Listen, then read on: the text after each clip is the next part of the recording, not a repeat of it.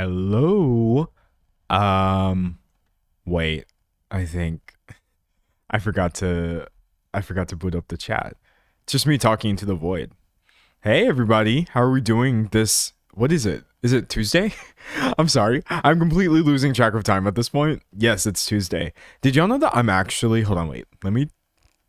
One thing at a time. Let me turn on the chat. It's not working for some reason. Hold on. Also, YouTube Studio is completely bugged right now, y'all. I don't know if you know or if anybody you follow has said anything similar. But for those of you who don't know, in order to do anything on YouTube as a creator, you have to use this tool called YouTube Studio, which is just this website where it shows you your videos, your content, and that would include my live stuff. So I couldn't access my live page.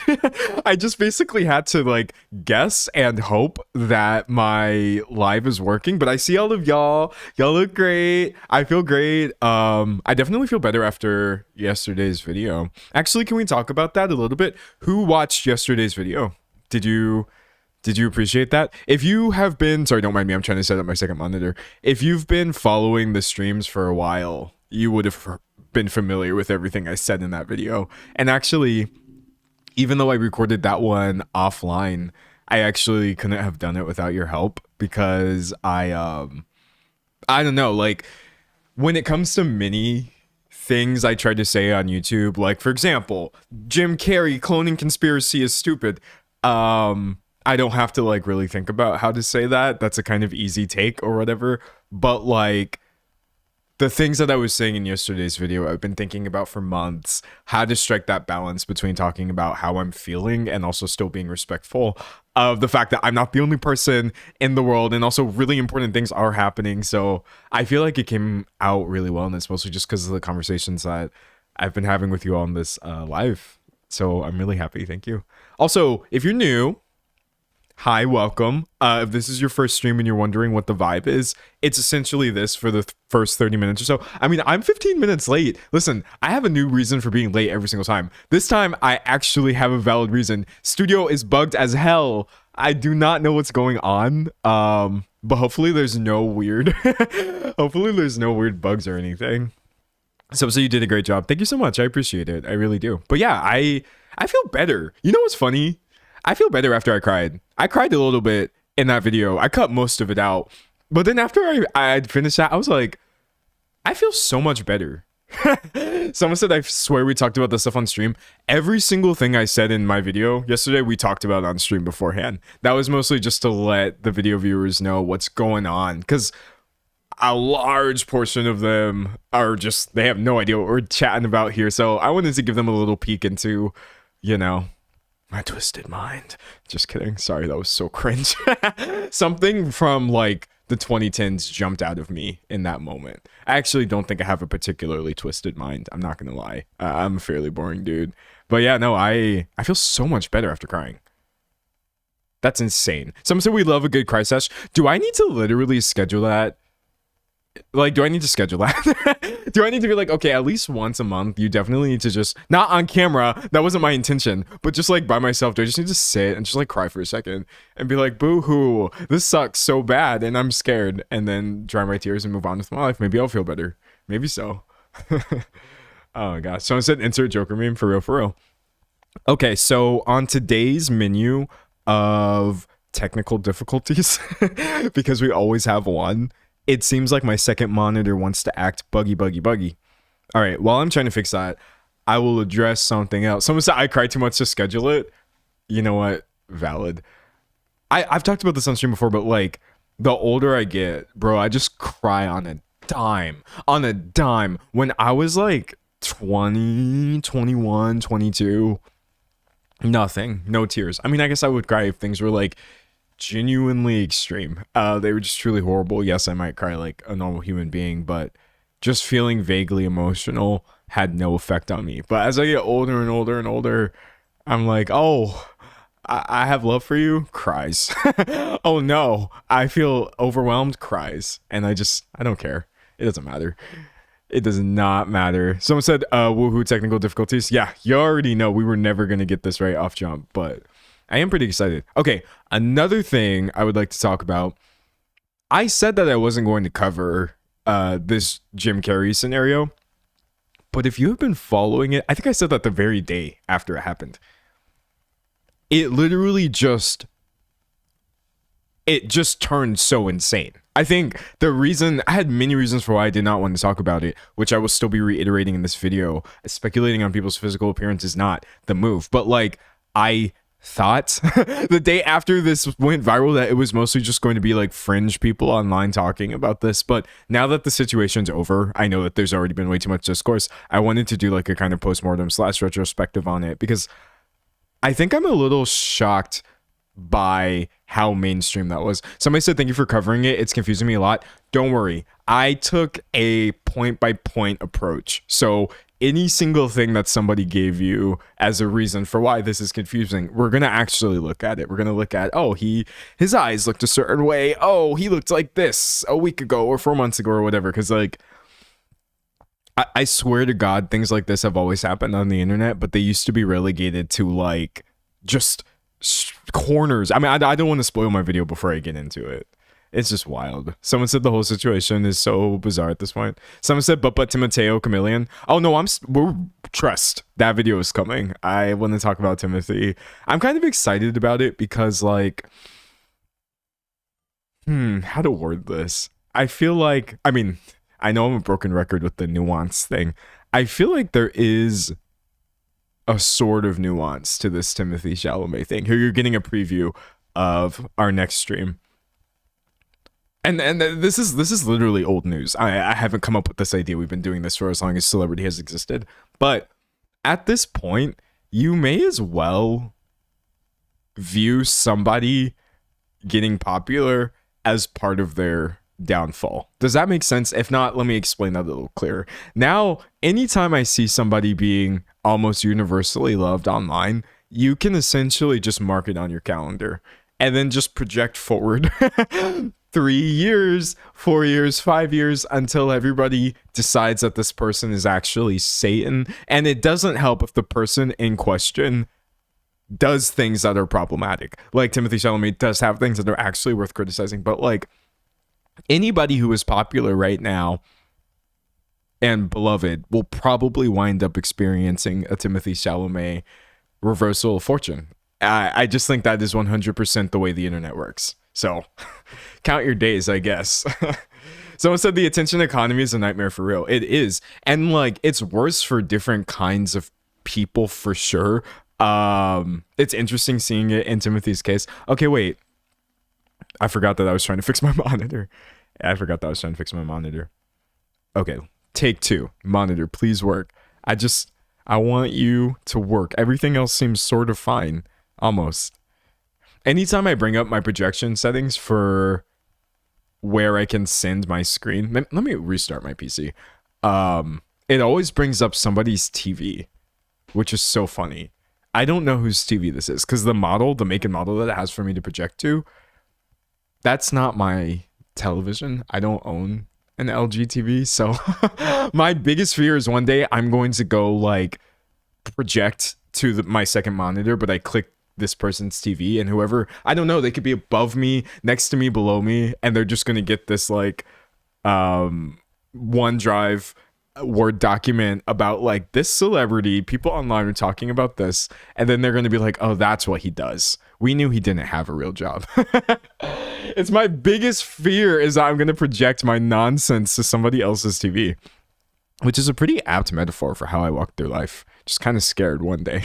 It's just going to project. Everyone's going to see me. Oh God, this sucks so bad. Okay.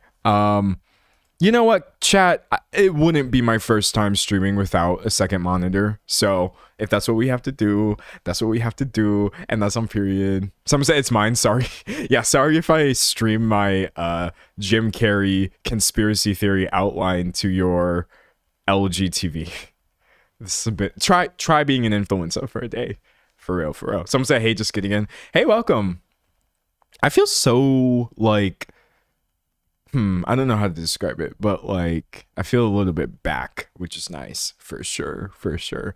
I think my problem before, and a lot of times when I was doing like really poorly trying to maintain my consistency online, is I would try not on a day-to-day basis to talk about how I was feeling or anything like that, because I'm just like, that's not why people are here. I would maybe put out videos every few weeks, just like little updates and stuff, but on a day-to-day basis, even if things are awful, I never really had an outlet to say that, because if it's a video about, I don't know, Snapchat doing weird things, it would be insane for there to be a 5-minute portion at the end of like, oh, and also I feel overwhelmed about the state of the world. But because I'm live streaming and I actually have the ability to, on a day-to-day basis, keep people updated, I felt more longevity, I guess. I don't know, it's less pressure. It's really nice. Someone said saying hi from Thailand. Wow, Thailand, welcome. Hi from America, as I'm sure you guessed. Someone said should be dunking on Chalamet for his gross comments about women not having children, not this opera thing. Oh, that's in my outline. Trust.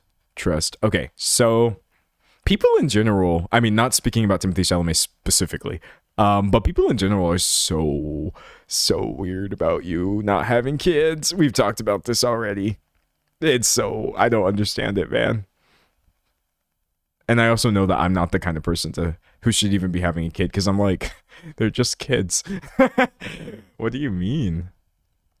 Grease editing while watching this? Nice. I told people a couple streams ago that next month at some point I'm going to do an editing stream where after we talk about our main topic, I'm going to boot up Adobe Premiere.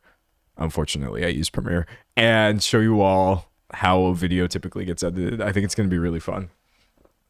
Some say your voice is deep.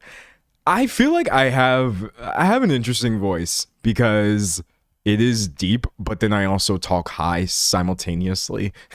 And I have a tendency to go way up when I'm really, really getting into it, which is hilarious. But yeah, my voice is an interesting. It's changed a lot. Partially just because I've talked a lot more than your average person, and I've had to hear my own voice a lot more. Sometimes when I'm editing my videos, I watch back the footage and I'm like, your voice doesn't match your face. Or I don't know how to describe this. Like, you know how you hear a word too many times? Like probably today when we say Jim Carrey, and by the like 220th time of me saying the words Jim Carrey out loud, they're not going to sound like words anymore. That kind of happened to me with my own voice, where it just doesn't even sound like a voice or my voice anymore. It sounds like the voice that I hear when I'm editing, and I'm like, yeah, that's that guy's voice, but that guy is me. It's hilarious. Sometimes you have a deep yet nasally voice. I really do. I have so many things happening simultaneously with my voice, but you know what? At least it's unique. It goes a long way on YouTube. Having any little bit of uniqueness at this point, especially in commentary, will take you far. So having a nice voice is useful to that end. I will say though, I do encounter a lot of people who have like insecurity over their voice, which personally, I've never really watched anyone's content and thought like, oh, your voice sucks. So I feel like having nice voice is a perk, but at the same time, don't sweat it. You know what I mean? Comfort is what really comes across more so than the actual timbre of one's voice. Someone said, aren't you getting over being sick? Well, I always sound like this. I mean, I was sick a little while ago, but no, I always sound like this if we're being for real, for real. Someone said I hate my voice. Just saw some old home videos and I was like, oh God, this is actually better? Man, I'm scared. I don't know if this will help. It may not help. But I used to hate my voice. I did. I couldn't even listen to it. No one ever told me anything bad about it. I would just hear it and like instantly start cringing. And also, I think personally, it's kind of like natural to hate the sound of your recorded voice because that's not what you sound like to yourself. It's a shock to your system playing that back and being like, you know what I mean? It's not being filtered through your actual head as it is when you usually talk. So I had such a shock initially getting into content, which is a very long time ago, before YouTube, actually, recording things and listening back and just like, oh, you sound awful. And then also I was a teenager, so I kind of did sound a little awkward, but don't sweat it. Like, everyone hates their voice because it's not even your real voice. It's kind of what people don't realize. Someone said, do you like singing? Yes, even though I'm really bad at it. I say this all the time, but all the things that you like about my talking voice make my singing voice sound terrible.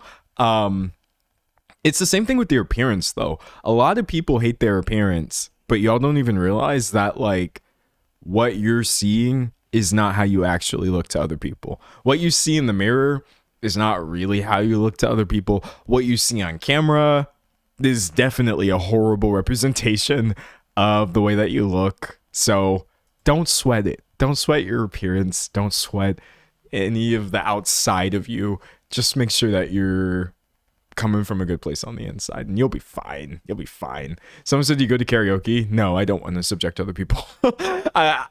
I enjoy singing on my personal projects and stuff, but I do not want to subject other people to my singing voice because that would be rude. It would be fun though. Karaoke sounds awesome, to be fair, but like, nah, bro. Someone said androgynous voice is the dream. I hear you, but at the same time, I will say like any voice can be androgynous. You know, I know for sure. Like, I know what you mean about not being able to clock it immediately one way or the other, but I will say just be androgynous and decide that actually I sound androgynous, and then you will be for real. Someone said me and my singing is between me and God. See, you understand. Some things that you do are for everybody, and some of the things I do are not for everybody. They're for me. This is something that I enjoyed, and it doesn't need to escape the confines of my computer, is how I feel. For real. Someone says, is there anywhere where you can listen? Is there anywhere we can listen to your music online? Yes. Oh, you did earlier if you caught the beginning of the stream. I think that's the only song that exists on any easily accessible form on the internet would be the first 5 minutes of my streams, because I produced that one. Some side just got here what we're talking about. Oh, we're just in the app sesh. I've only been live for 22 minutes, but in about 10 minutes or so, we'll start talking about Jim Carrey and conspiracy and AI misinformation and speculation and a bunch of interesting things. Someone said fit check. Bro, the bottom half of my outfits are never as fire as the top half of all my various copies of the same fit that I wear. I will say this though. A couple weeks ago, I think I mentioned that I got invited to something. That's still happening, and actually we're moving forward with that. Again, I still can't really give you details because that's not how this works, but I'm going to pick the most bomb outfit for that thing that I've been invited to. So hopefully you will see. Hopefully you get to see a new fit that day. It should be super fire. I'm gonna try to show up and look bomb. I'm putting everything on this one outfit since I always wear the same thing every day. This is like my only chance, man. So you wearing pajama bottoms? I wish. I'm kind of wearing like these like floofy pants, shorts thingies. They look similar to pajama bottoms, honestly, but they're very comfortable. And I think that anybody who has to sit down 4 hours at a time should be comfortable. Also, I am a strong believer that people who work behind counters should get chairs. That's left over from my teenage years when I worked at a gas station, and actually, like, I was kind of standing wrong, and I wound up having really insane knee problems, which I'm not gonna lie, I still deal with slight repercussions to this day, which really complicates things when I'm interested in running. But yeah, there was no earthly reason that I actually should have had to stand up for 8 hours. It's not disrespectful for somebody to sit down while helping you, at all. And also in other places, people do get chairs for these jobs. There's just no reason for it. No reason. So, strong believer. Someone said, yes, I wish I could sit at work. You deserve to be able to sit at work. It's messed up. Someone said standing that long is horrible. It is horrible, dude. 8 hours. Like, I just don't think we were meant to stand up for 8 hours. It was pretty bad for my body personally. Someone said, like, I'm doing my job. What does it matter if I stand or sit? That's how I feel personally. Someone said it's an ableist policy. Oh, I agree. I definitely agree with that. It's painful. It was so bad for my knees, man. And I try not to blame, like, everything on it, but I can't help but think if I didn't have that period of time, would I even have the knee problems that I have nowadays? I don't think I've ever talked about my knee problems on stream, but yeah, I've had to go to, like, physical therapy. They had to have me doing, like, they had to have me doing like squats, but like really specific decline movements and stuff. And they're like, yeah, we're gonna strengthen all the muscles around your knee and stuff. It was pretty bad. It's hilarious, man. Except for the part where it was really painful and embarrassing for some reason, even though there was nothing wrong with needing help. But yeah, thankfully I've gotten over that, and now I just be running like my life depends on it. We did 5 miles yesterday, and it was really nice. Someone said we're definitely meant to be moving around. Definitely. There's no question about it. In my mind, anyway. I'm no scientist, but I know my body. Gosh, I can't believe we have no second monitors today. That's okay, though. Like I said, it's definitely not our first rodeo by any means. I'm just excited to get into the topic. Someone said mid-20s knee problem, solidarity. I dislocated my right kneecap just from getting up from my couch. Okay. I'm so sorry to hear that. I'm not going to lie, like, dislocation is my biggest nightmare. I obsess over that happening to me. So you lived my nightmare in that moment, and I'm very sorry for you. Seems so uncomfortable. What's funny about me is I can watch like insane body horror stuff. I don't even think it's like a big deal. I'm not like, oh, bragging. It just doesn't really affect me much. But then like show me somebody getting their arm dislocated or even like bending a little bit weird, and I'm just, dude, I pass away. My soul leaves my body, and I'm like, no. But like show me people actually dying in movies all the time, and I'm just like, it's cool. I think it's cool from like a visual effects perspective, but then yeah, no, actual things that can happen. Maybe that's what it is. Things that happen in movies that cannot happen to you in real life, they don't scare me, no matter how disturbing it's supposed to be. I'm just like, well, this is a movie, and this could never happen. But things that can happen to you, I get freaked out, man. I freak out. It's so bad. Reading. Someone said, I get more squeamish about things that could potentially realistically happen to me. You understand. You definitely understand. That's where I'm coming from, man. Someone said, I developed sciatica from running. Oof, I'm sorry. I'm sorry to hear that. Yeah, I don't think, like, running is good for my heart, for sure. But, like, is it actually good for my body?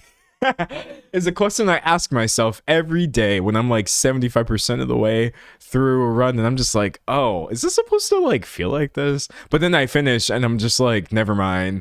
I am really that guy. I'm literally him. Like, is it period.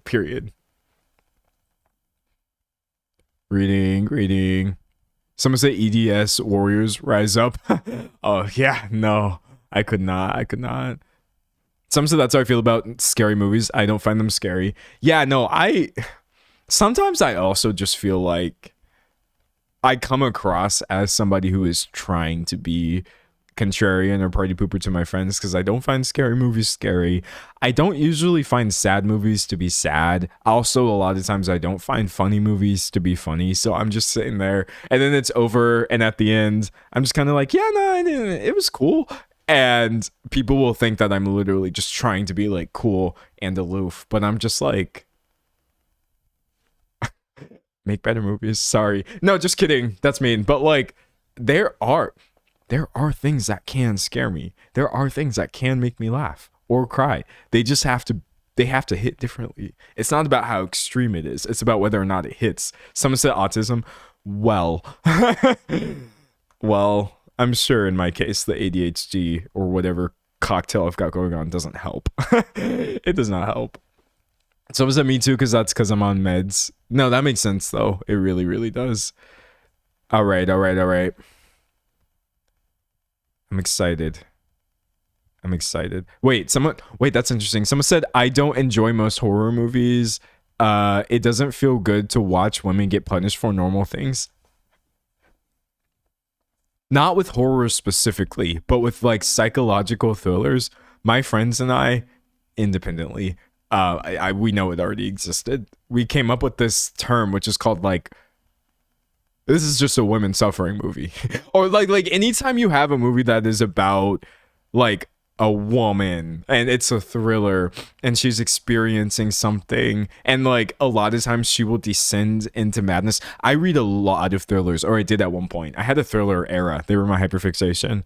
And 75% in, I just kept being like, is this just really about like one woman experiencing everything bad that could possibly happen to her and just going crazy and losing it? That is such a common thing in thrillers, and yes, it definitely happens in horror as well, where it's just like, this is just a woman suffering movie. What's the point of that? I don't know. I don't really get much out of that at that point. Not only is it obviously off-putting, but like, also give me something original, low key. All right. Someone said a woman's existence is a thriller. Oof. All right. Yeah, I give up. We're going to start. Let me go ahead and open my outline. It came to me. I was like, it's going to come to me. Just keep making weird movements and you'll remember what you're trying to say. All right. Jim Carrey, cloning conspiracy. So dumb. So incredibly stupid, man. I just can't believe this is where we're at. I just can't believe it. All right. Everybody say hi to YouTube, please. Please. Go ahead and start saying hi. Let me drink some water. Oh, let me hit record. And I will do the intro.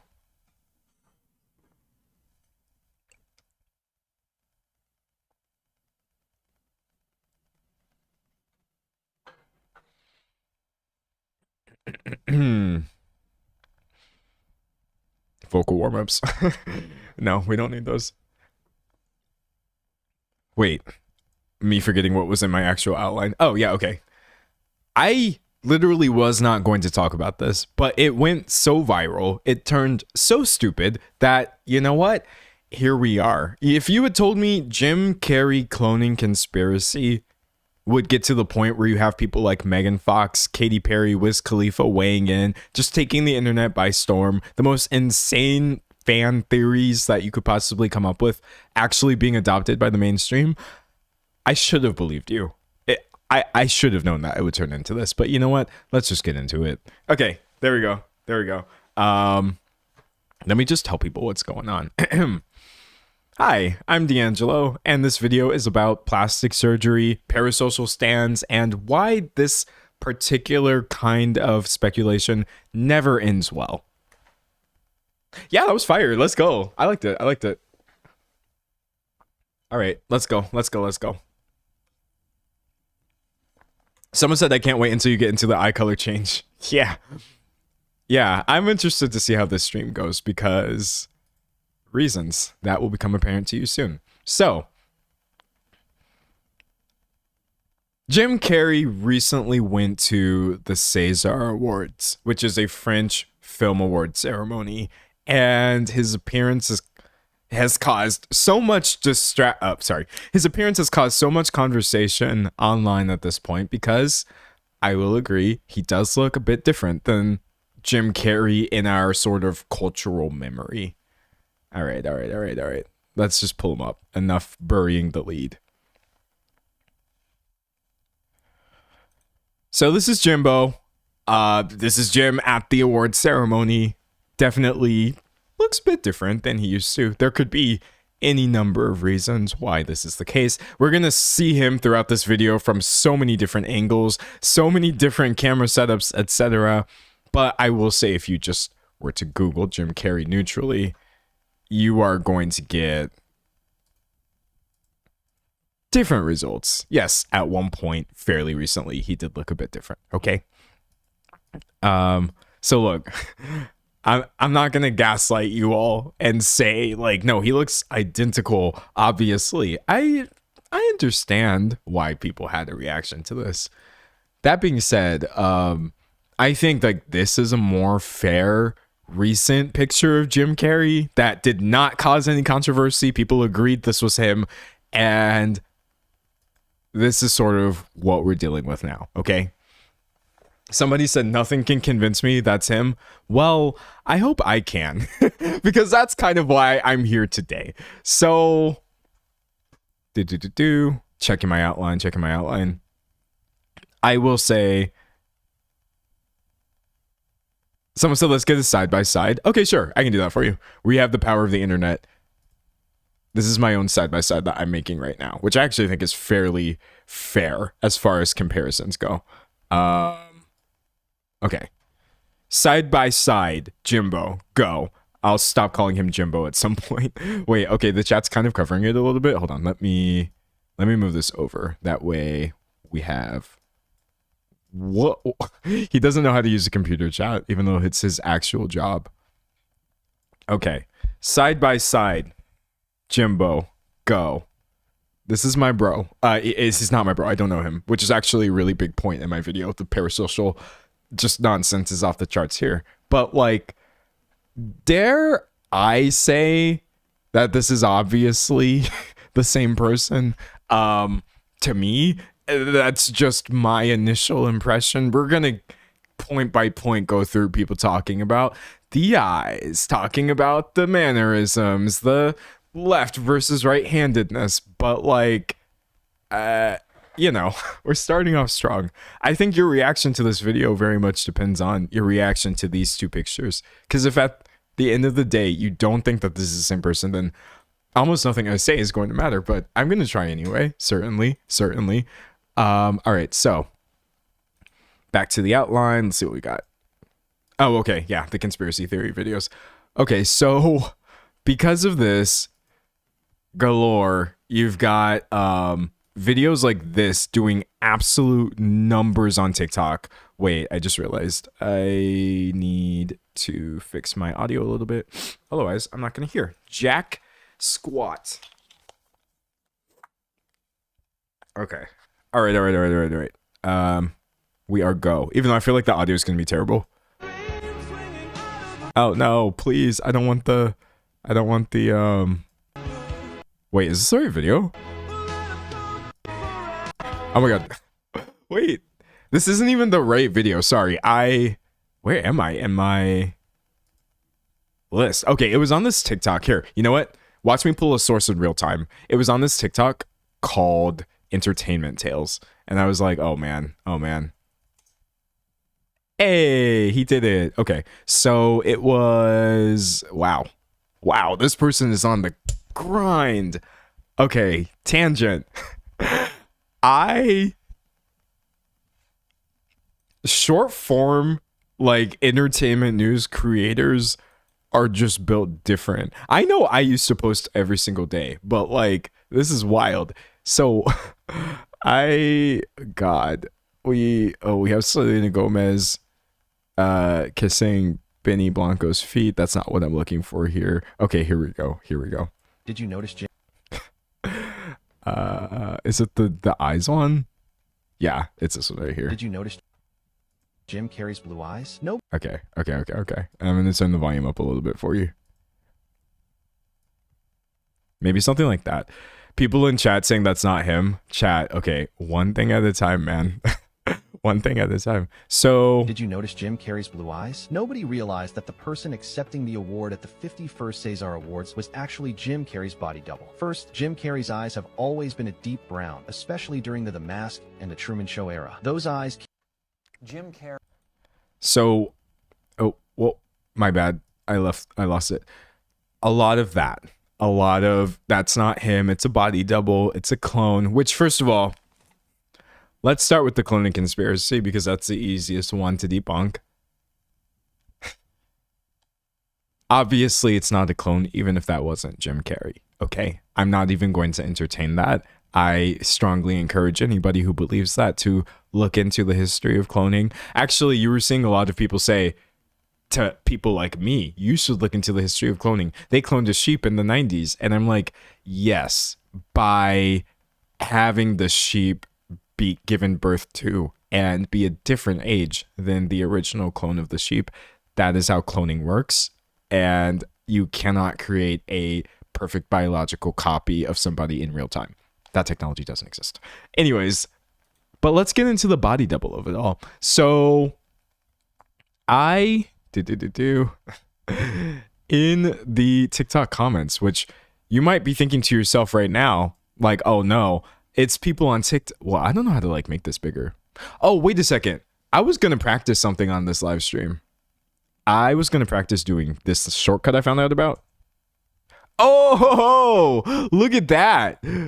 Oh, we got the Windows Zoom, baby. Okay, that's fire. Wait, hold on. I got to do that again because that was too smooth, actually. Hold on. That was way too smooth. Okay.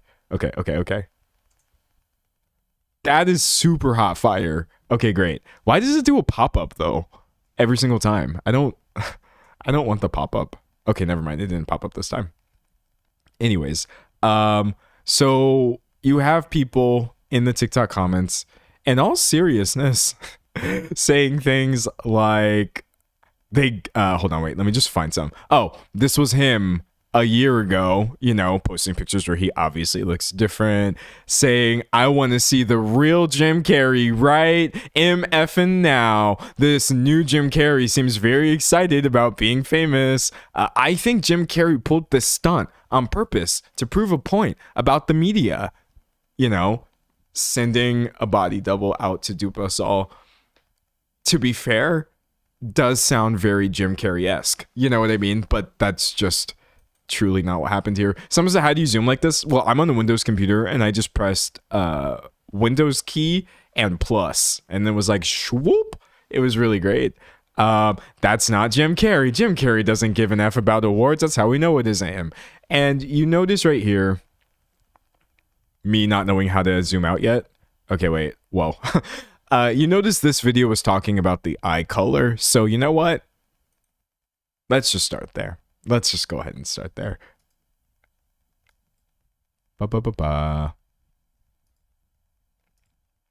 So there's this post. Hold on, give me a second. All right. Why are his eyes different? The eyes don't lie. So says this very, very, very commonly shared post comparing old Jim Carrey's eyes to older Jim Carrey's eyes. And yeah, like, holy crap, this is an enormous difference. However,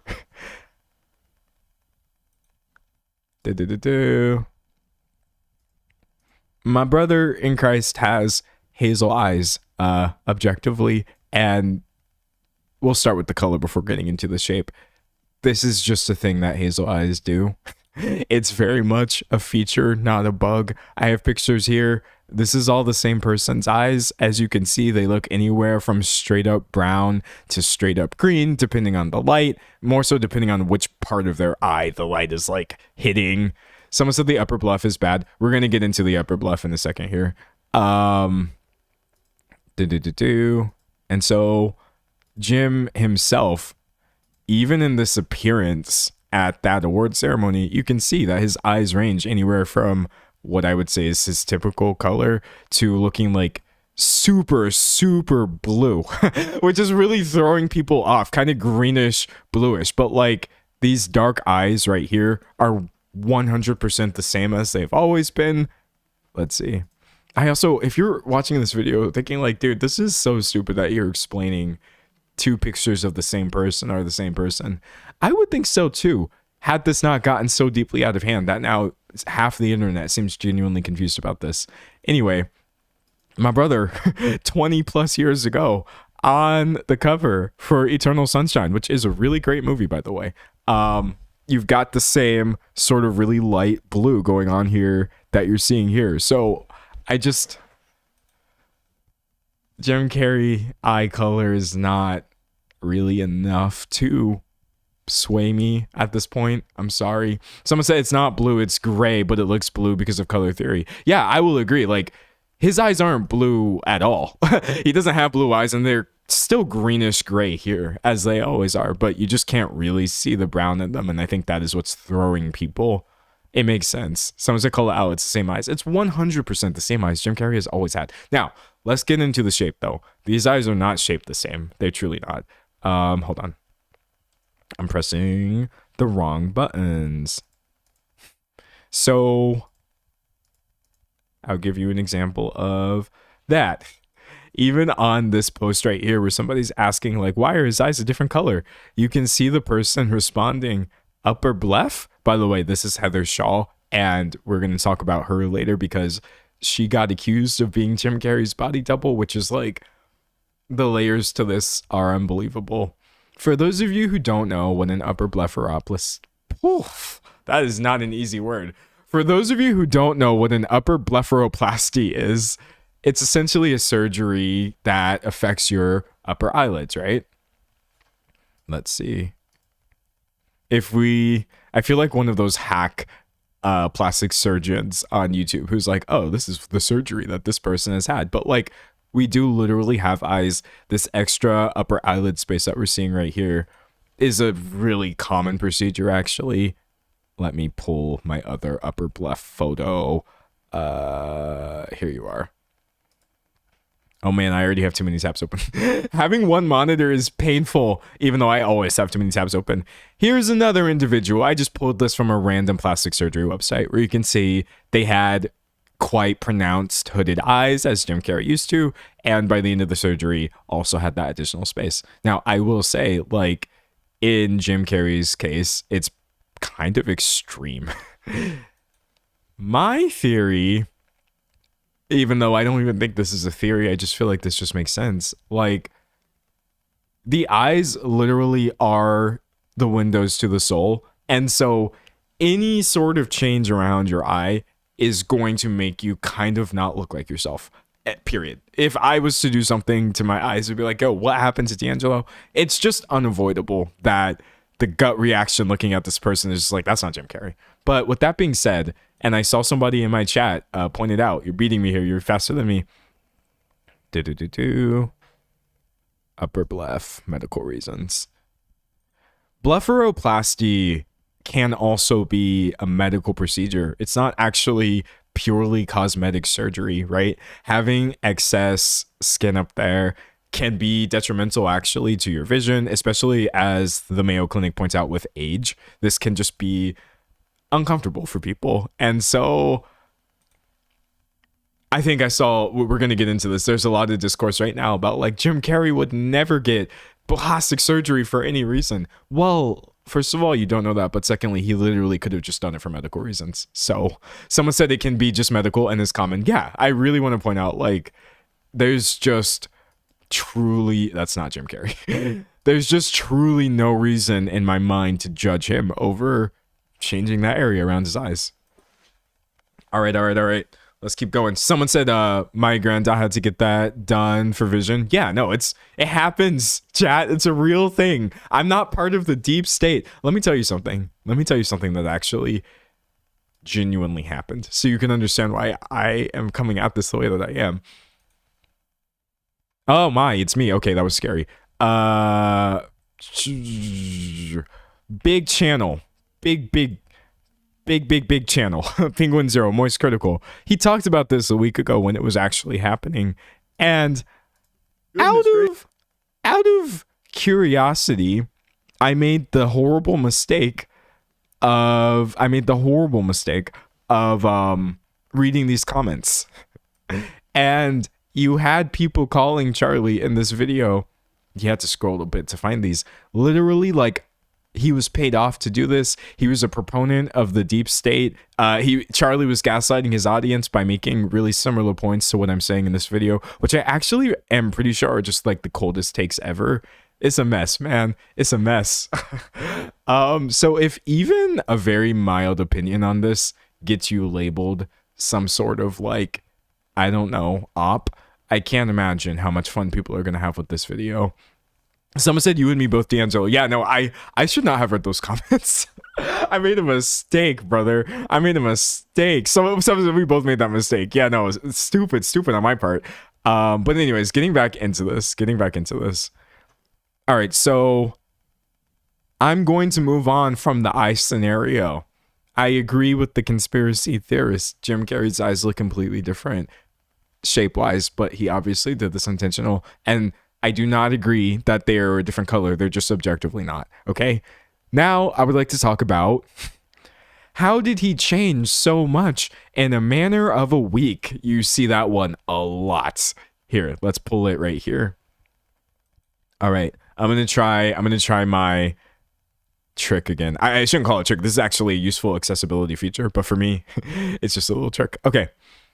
Look, this has 30,000 likes on a post about this, and somebody said he gained 20 pounds, grew his hair out by 4+ inches, his hairline receded, and he got Botox and filler in the matter of a week. Yeah, no, that ain't him. I feel like I would really like to see somebody try to argue against this next point that I have, but like, if your point is essentially that you find this to be unbelievable because of the time frame, I really need an explanation for this picture right here. Hold on. Brother, hold on a second. This is the same, like, oh, my bad. This is the same not Jim Carrey vibe that he has currently, but this was actually posted in 2025, 4 months ago. Jim Carrey at the 2025 Rock and Roll Hall of Fame, November 8th. So for at least a few months, he has looked exactly like this. This has not happened in a week. And I actually find it really interesting that there was no sort of crazy blowback when he initially made this appearance.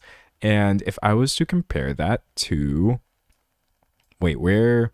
Oh man, I have so many tabs open, bro. I have so many tabs open. Wait, hold on. I need to find my original, my OG Jim Carrey. Okay. So, you know what? Let me close some of these tabs. Close. God, I had so many tabs open. Close. Okay, great. Anyways, obviously, this is the same guy. I think like it's not a new thing. His face has looked a little different for a while now. So I have to reject that premise. Now, I saw a lot of people as well posting photos of him from like Colbert, because apparently they just posted a video of him. Let's see. I didn't even bother including this in the outline because I'm just like, buddy, you have to save me. Jim Carrey. But you know what? Let's get into it. Oh, never mind. This is, I guess they post like 50,000. They post like 50,000 clips of Jim Carrey every day, but like, or they post 50,000 different clips a day. I can't find the original repost of this, but this is from 6 years ago. This was going hella viral. I want to let y'all know, this is misinformation. Jim Carrey in this video was not from a week ago. It does not matter who on Twitter is posting this, trying to like, gotcha, we found him a week ago. It's not him. It's just, it's been so long since this clip. No wonder he looks a lot different. Somebody said this is like trying to convince a flat earther that the earth is round, baby. It's hopeless. No, I like, the hopelessness is actually like, it's setting in on me. It's dawning on me, but I'm going to keep going because I am incredibly stubborn. And I don't think that this is for the actual people who are convinced beyond a shadow of a doubt. This is maybe for people who are confused. People who are like, I don't believe one thing or the other, but I'm a little confused as to how his eyes look different and how people said he looked different 1 week ago.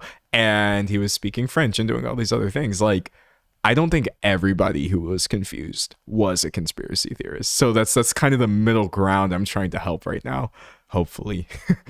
But yeah, no, broski been on this one, okay, for a little while now. Also, yet again, if you go to the comments for, hold on, I'm trying to pull his appearance. Okay, here we go. If you go to the comments on his appearance 4 months ago, well, this was posted 2 months ago, but it happened 4 months ago. They are so scuffed right now, man. they are so scuffed. So again, we have current Jim Carrey up there, and everybody in the comments is talking about like, wait, this is like 2 months ago. Before this, you see people saying, when Jim comes and speaks, you know it means a lot to him. You know what I mean? The permanent quiver in Jim's voice tells you how much it meant to him. But now the conspiracy theory people have found it, and 8 days ago, you're getting comments on this video like, that is Jim Carrey. They're odd, but you have to find them. Who else is looking up his recent interviews or speeches to see what he looks like and talks like after this latest interview with him looking completely different and sounding different? We'll get to the sounding different in a while. His eye color is different. What did they do to Jim, man? This is scary. This is not the same guy in the video. I've been seeing him at the France award show. This is him. Who was that in France the other night at that award show? They got him, folks. Buddy. I agree. Once again, I hate how often I find myself agreeing with these conspiracy theorists.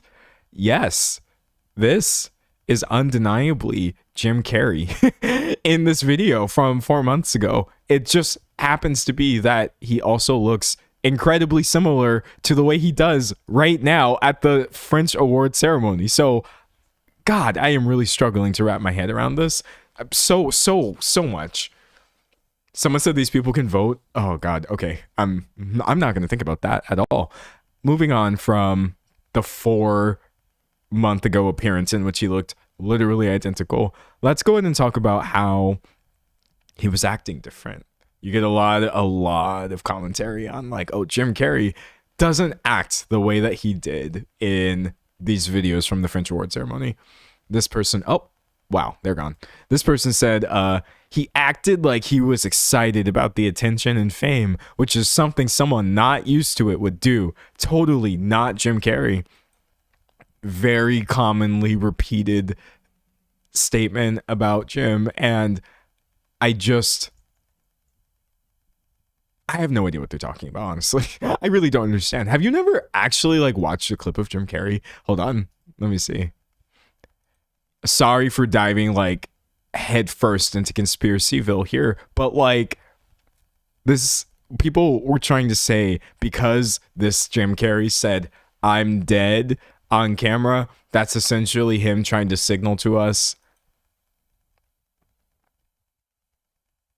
I felt myself losing brain cells.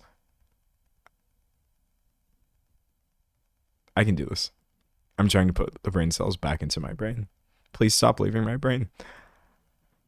People were explaining that because Jim Carrey said the words I'm dead, he's essentially signaling to us, the people in the know, that the real Jim may even be dead and that this is obviously a body double. Someone said it's a mask. Oh, we're going to talk about the mask in a second. Not the mask of the movie, but the mask that somebody posted online and claimed was Jim. Dead. Oh, wait. Okay, wait, this is too quiet. Sorry, hold on. Volume master. Let's do like 250. Nothing crazy. Nothing crazy. Okay, let's go. Let's hit it. Oh, buddy. Oh, it's a wonderful feeling. Okay, wait, hold on. Sorry. I still can't hear. I can't hear nothing. Volume master. Sorry, chat. You may have to turn this one up, which is on you, not me. I'm kicking it to you. Oh wait, that was too quiet. That was too loud. Sorry. You know what? I shouldn't beat myself up because I feel like the audio, we haven't had too many problems recently. Really, I'm dead. Oh, it's a wonderful feeling.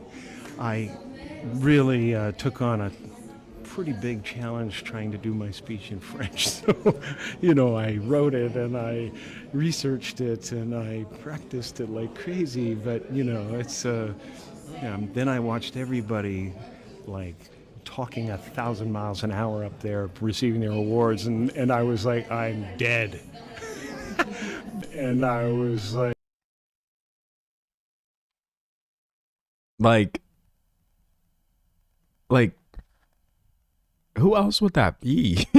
I'm so confused at this idea that because I'm so confused at this idea that because in this clip he's a little chill, he's not doing like crazy Jim Carrey vibes, he's literally just explaining how he had to learn French, that this could not possibly be him for any reason. Someone said the smile is his. Yeah, dude, nobody else smiles like this. Nobody else smiles like this. Now I'm starting to sound like a parasocial Jim Carrey stan. It doesn't matter how good of an impersonator you are.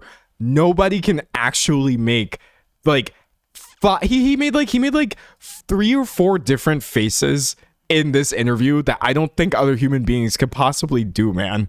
This is so Jim Carrey coded. People are literally going to clip this and be like, yeah, D'Angelo is actually like coping really hard right now. It's Jim. It's Jim. Someone say his voice. The voice, he sounds identical. He makes identical facial expressions. Like, I cannot believe this is people's evidence that like, oh no, that's not him. Buddy. I almost feel like I know more about Jim Carrey than the people who were saying this isn't him. Oh God. Anyways, the French though. Let's get into the French. Yes, he spoke French. Pulling that up right now. And no, I don't think we heard Jim Carrey speak French prior to that. But again, this doesn't mean that this is a body double. It just means bro really put the work in. He grinded. Comment était mon français?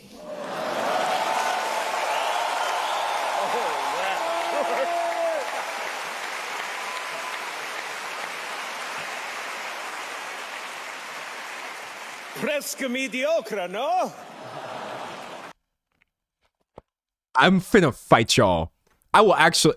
Who else is finna be on stage at an award ceremony? Just brother. The more I looked into the things that people were saying was not Jim Carrey, I was like, this is like the most Jim Carrey he's ever been. Who is finna be up there dancing like this? Pardonnez-moi, je ne parle pas que mon français, mais je l'emprunte juste. Ma langue est fatiguée.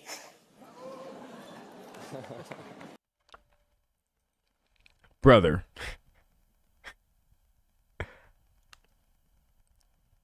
Like I'm actually gonna lose it. I'm actually gonna this is no video has broken me yet. No video has broken me yet where I feel like everybody is trying to convince me that I'm crazy when y'all are saying things that don't make any sense, okay? Someone said, I fear these people have never watched The Grinch, so they don't know his aura. Look at what people are literally saying on this video, though. I've never seen Jim talk with that such joy about an award. That's the main thing. It's his French doppelganger. Jim Carrey stopped caring about awards a long time ago. Try again. This is where I'm just like, y'all are just saying stuff to say stuff. I can deal with him looking different.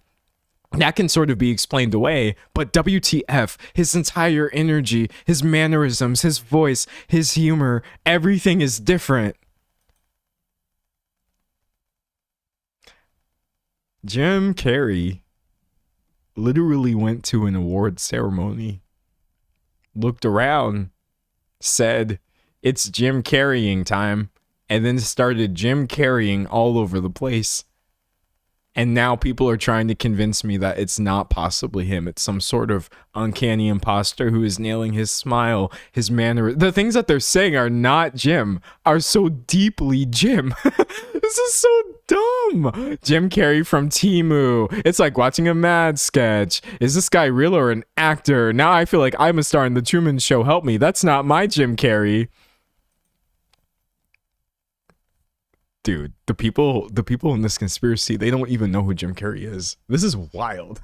This is wild. Someone said, I just got here. What did they miss? A lot.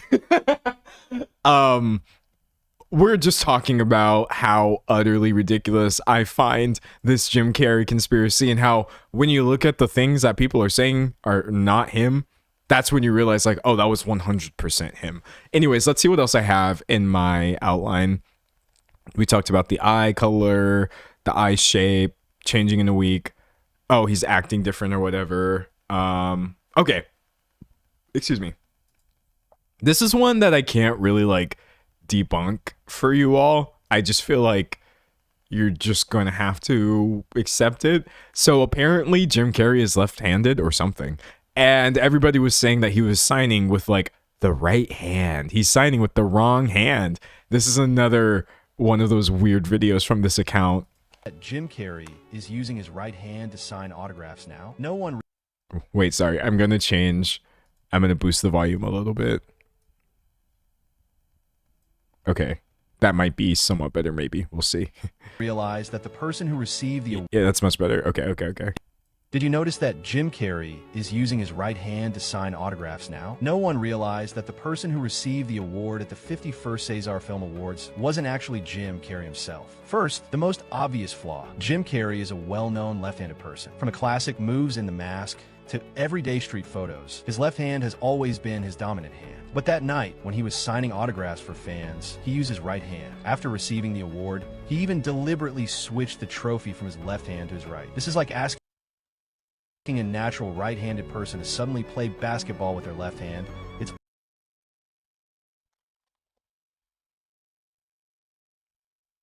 I guess he's ambidextrous. Truly.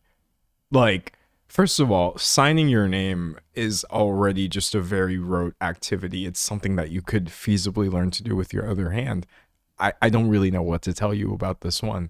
I agree that he seems to be using a different hand, but like, some brain rot content. Okay, here's the thing. You would think that I am literally pulling like random small fringe clips, because I agree with you that this is literally just brain rot content. But the video that we are unfortunately watching right now has almost 1 million views. 1 million views. I'm gonna cry. And it's just one of many. It's probably an untold number of millions of people spreading this exact same info, saying like, please, it's not him. This is a woman named Heather. She's a comedian who makes a living as a Jim Carrey double. She has gigs, and this is her in the photo. We're going to get to Heather in a second, as I promised.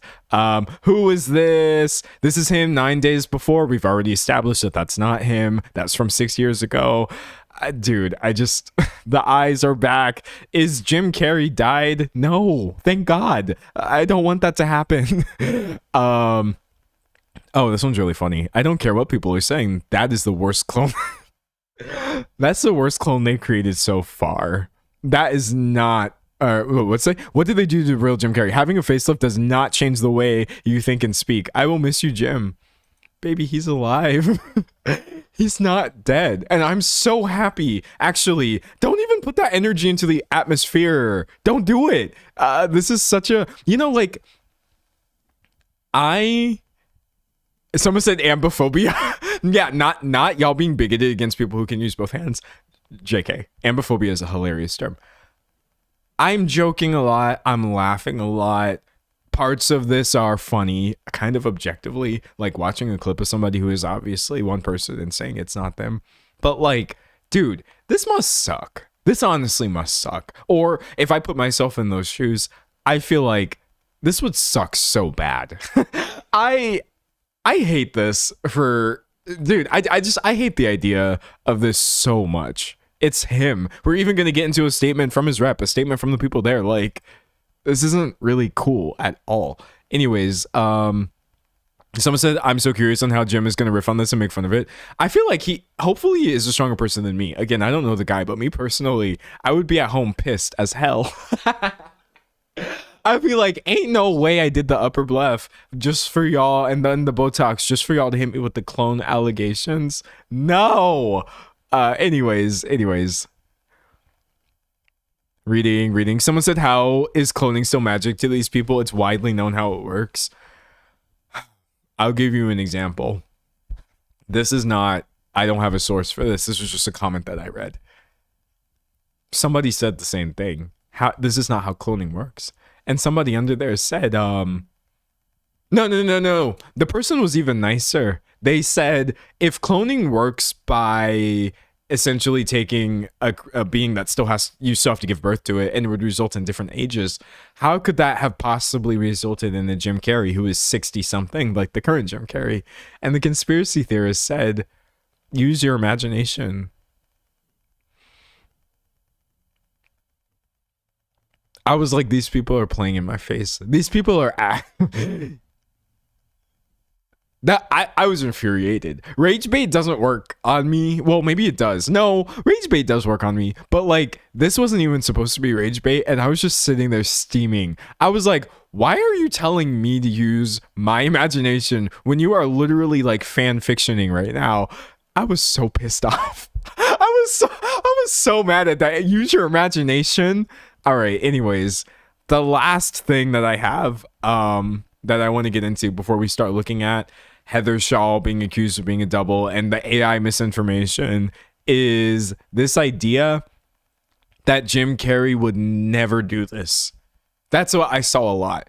Chat, he got plastic surgery. And I don't judge people for getting plastic surgery, so I don't even care. That's not like lowering him on my rank of actors that I enjoy their work or whatever. But like, there are so many people right now saying Jim Carrey would never do this. Among those would be Wiz Khalifa. For some reason, rapper Wiz Khalifa weighed in on this. Now, look, I know I have no right to say, like, no one asked you for your opinion, because literally my entire career is offering unsolicited opinions. I will say, I wasn't exactly waiting with bated breath to find out what Wiz Khalifa had to say about this, but let's see. Hold on, I'm gonna pull this up. So I guess Broski streams. Hold on, there we go. I guess Broski streams as well. We're all trying to be on that grind in 2026, but this was sort of his reaction to all of that. Wait, this might be really bad. Somebody's. Yeah. Oh, it's so quiet. Okay, wait, hold on. Surgery. Oh, it's not that bad. I'll turn it up a little bit. I feel like I am on fire, low key. Like, this feels like a good stream. I'm gonna watch this footage back and be like, this is a good one. This is a good one. Okay. So I'd saved the timestamp 9 seconds, I guess. You just don't seem like the type of dude who would get like plastic surgery. I've seen that repeated so often. He doesn't seem like that kind of guy. And this is a part where I have to draw the really hard line in the sand. Even though I've already pointed out that it could have been for medical reasons that are absolutely not for us to speculate on or whatever. We don't know Jim Carrey. We don't know him. I know that we know a lot about him. This is a person who has shared a lot of work, some personal stuff, but even that was still very curated and giving off a specific image. Like, just because he himself has said or done things that would allow you to think that you would know every single choice he would ever make in the future, it's not true. I think one thing that is leading a lot of people to say this would be like, because a few years ago, he put out this documentary or little featurette called I Needed Color. Let me pull that one.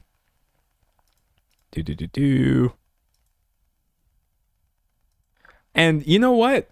This is a really fun little thing. In this, I don't want to catch I don't want to catch a copyright claim, but actually, you know, I think he speaks in this a little bit.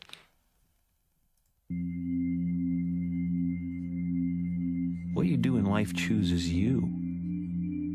You can choose not to do it. You can choose to try to do something safer. That sure does sound like Jim Carrey. But anyways, a few years ago, it did very much seem like Jim Carrey had no more interest in the spotlight. He was just painting, doing his sculpture, doing a bunch of like actually really cool things that you have the privilege to do when you've made all this money. And he was not, you know, going to a bunch of award ceremonies. Actually, his public appearances at this point are incredibly rare. So I understand why people think that he would not show up to an award ceremony. God, I wonder what the comments are like on this video. Please, for the love of God, don't let them have found. Oh, they haven't found this one yet. Oh, no, they did. I came here to see if Jim is right-handed or left-handed. Same. Well, looks like he's a righty after all. Somebody said he was ambidextrous. Oh my gosh. Oh my gosh. I can't. Get them out of here. But anyways, like, buddy. He's a Hollywood actor. He's a Hollywood actor. On some level, this is me talking about his personality. You do on some level have to be okay with attention and awards, etc. I think because like a little while ago he was popping out with a beard, really just like Jim Carrey going there, like he is done with fame or whatever. I understand that showing back up later and looking very like smooth and different and all this. It's a bit of a culture or a bit of a shock to your system, but like, we don't know the guy. I don't know why he went to the award ceremony. I guess he just wanted to. God forbid my pet Jim Carrey doesn't do exactly how I programmed him in my mind. Reading. Someone said, please rest my dude whenever you can. Oh, trust. I did. I took a break. I feel too rested in this stream. I feel hype. Like, I got to make sure I stop streaming at the right time or I'm going to stream for like 6 hours. Oh my gosh. Anyway, someone said he's against Hollywood. He still works and goes to Hollywood events. There's nothing anti-Hollywood about him. No, listen. There's a subsection running below this, because you're correct, but there's a subsection running below this of people who are not just speculating on his appearance, but genuinely believe that Jim Carrey is like a whistleblower and has for the past few years actually, or maybe forever, been trying to explain how the Hollywood elites are actually just like this demonic cabal, which like on the one hand, yeah, but not in the way that these people think. Here, I'll show you an example of the kind of conspiracy theory I was trying not to get into in this video because I'm just like, okay, oh God, oh no, I need an adult. Jim Carrey 1.0 to 2.0 replacement analysis. 2.0 spotted at the César Awards in Paris, France. 1.0 making Illuminati hand gestures on Jimmy Kimmel Live in 2014. 2.0 hanging out with other suspected cannibal Luciferian pedophiles. Seen wearing Saturnalian symbolism. Okay, I think maybe I don't need to platform the rest of this. Perhaps.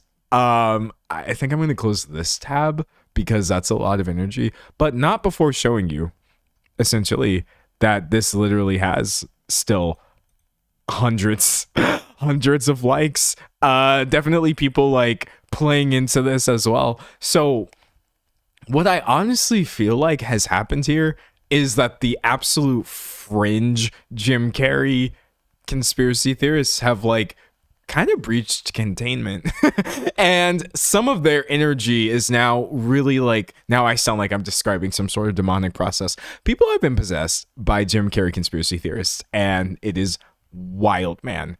And just seeing even a shred of this energy wind up being shared by the general public, like over here. Bigger. Nope, that's not my shortcut. I forgot my shortcut. There we go. He was trying to reveal the club.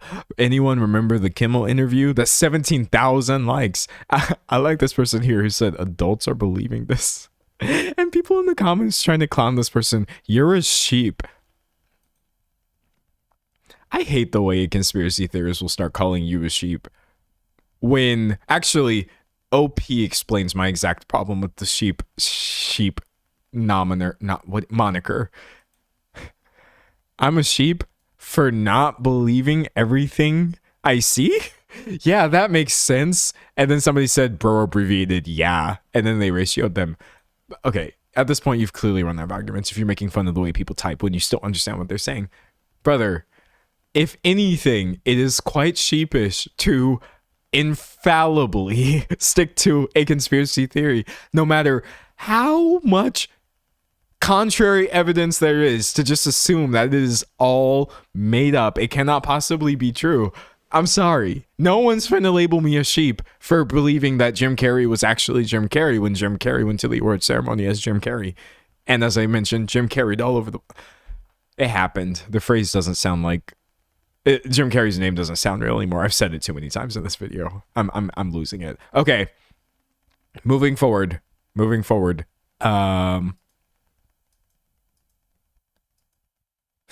Let's talk about Heather Shaw. Heather Shaw, man.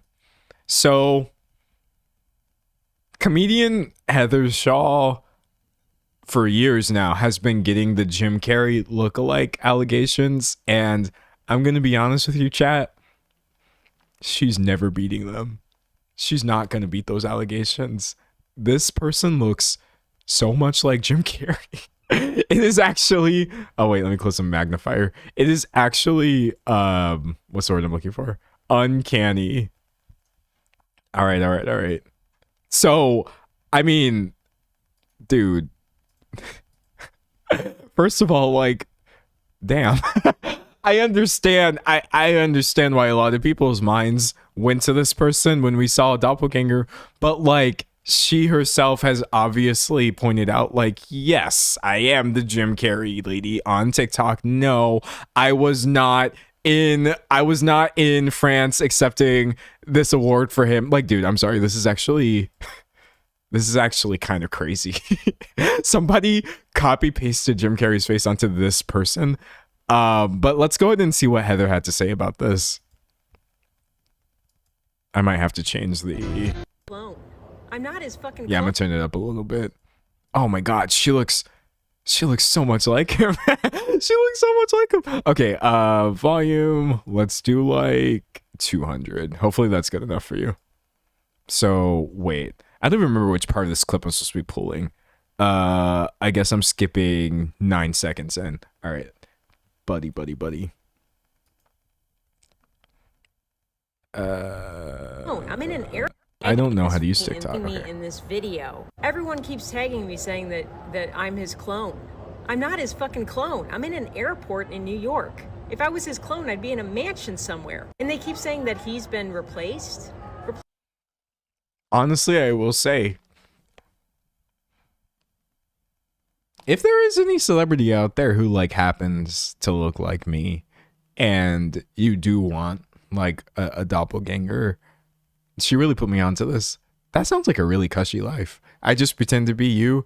Don't actually have to pay taxes because I'm not getting paid for anything, and I would assume you would take care of housing as well. Let's go. Anyways, she says at the end what I believe is just like common sense, but who knows, because it doesn't seem that common.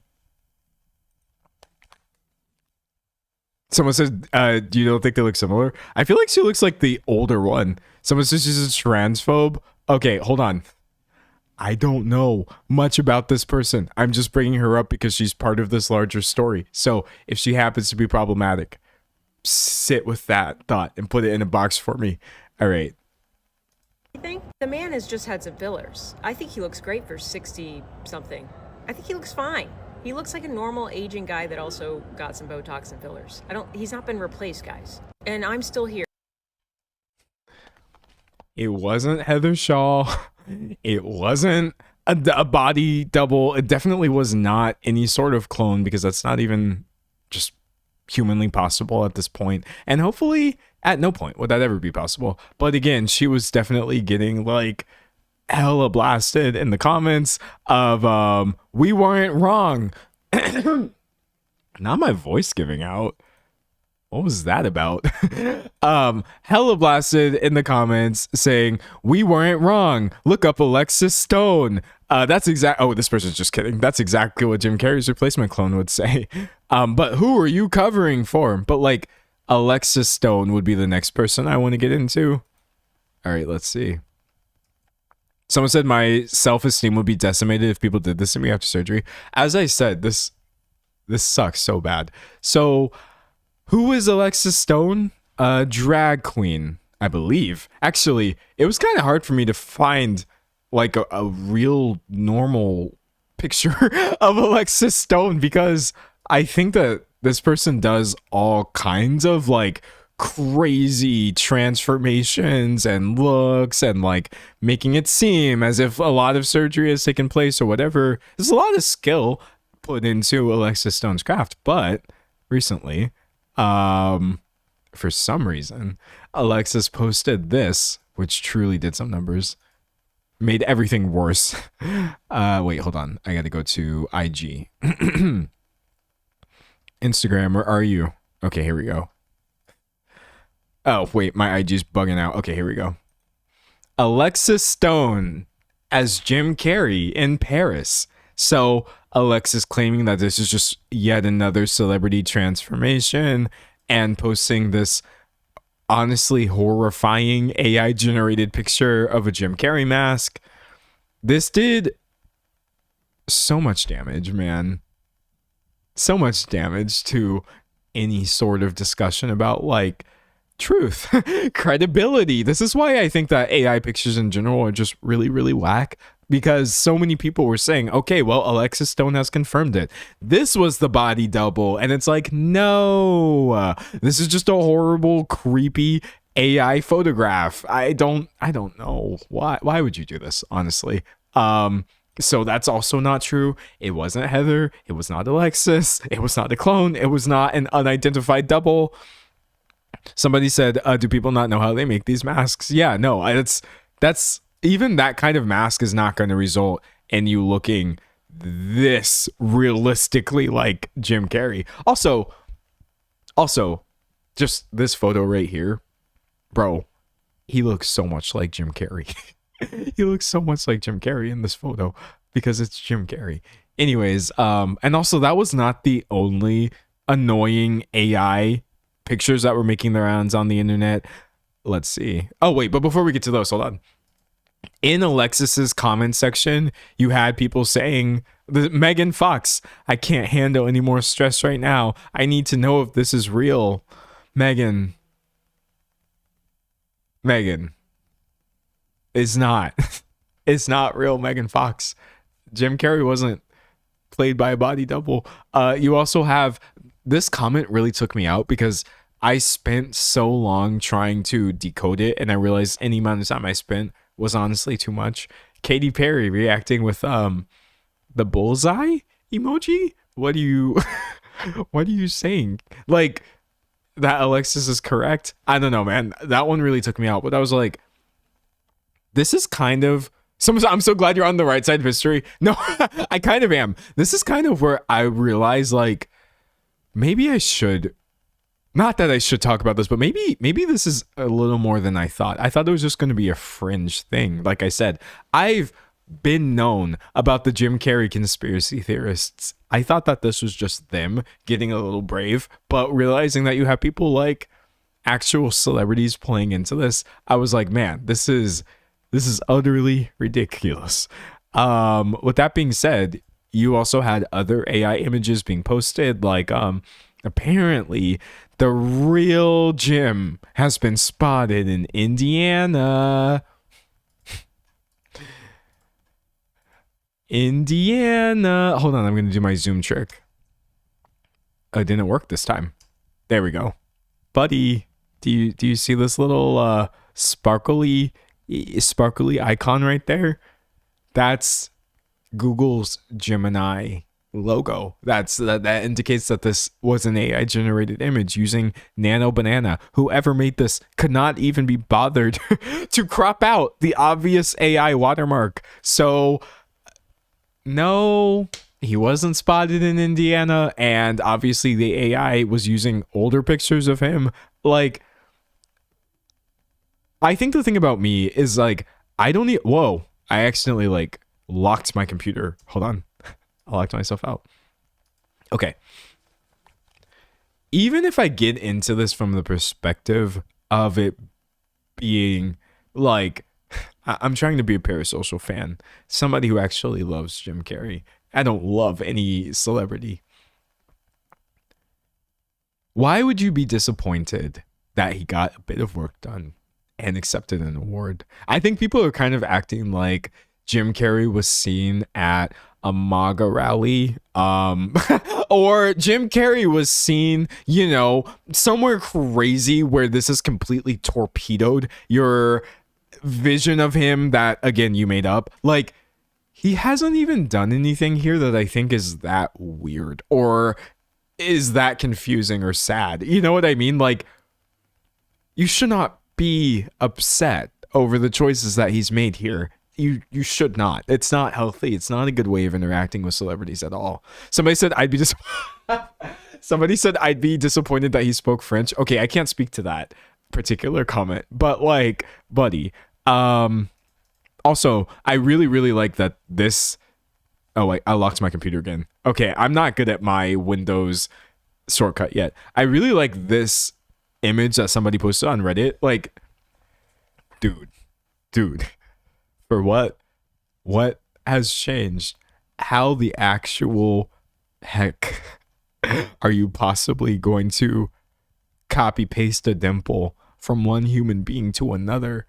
It's an identical dimple. You can even do things that will kind of make it seem like you have dimples when you don't. But like, ain't nobody finna look that much like Jim Carrey while not being Jim Carrey. Also, I have a unique opinion. I have a unique contribution to this discourse that I feel like I haven't seen discussed enough. Subject to camera distance is huge. I think in this picture right here, hold on. Well, where did it go? Oh, here we go. In this one, which was going the most viral, and you were seeing so much discussion about like, oh my god, that just doesn't look like him. Even people saying like his face is just so much fuller.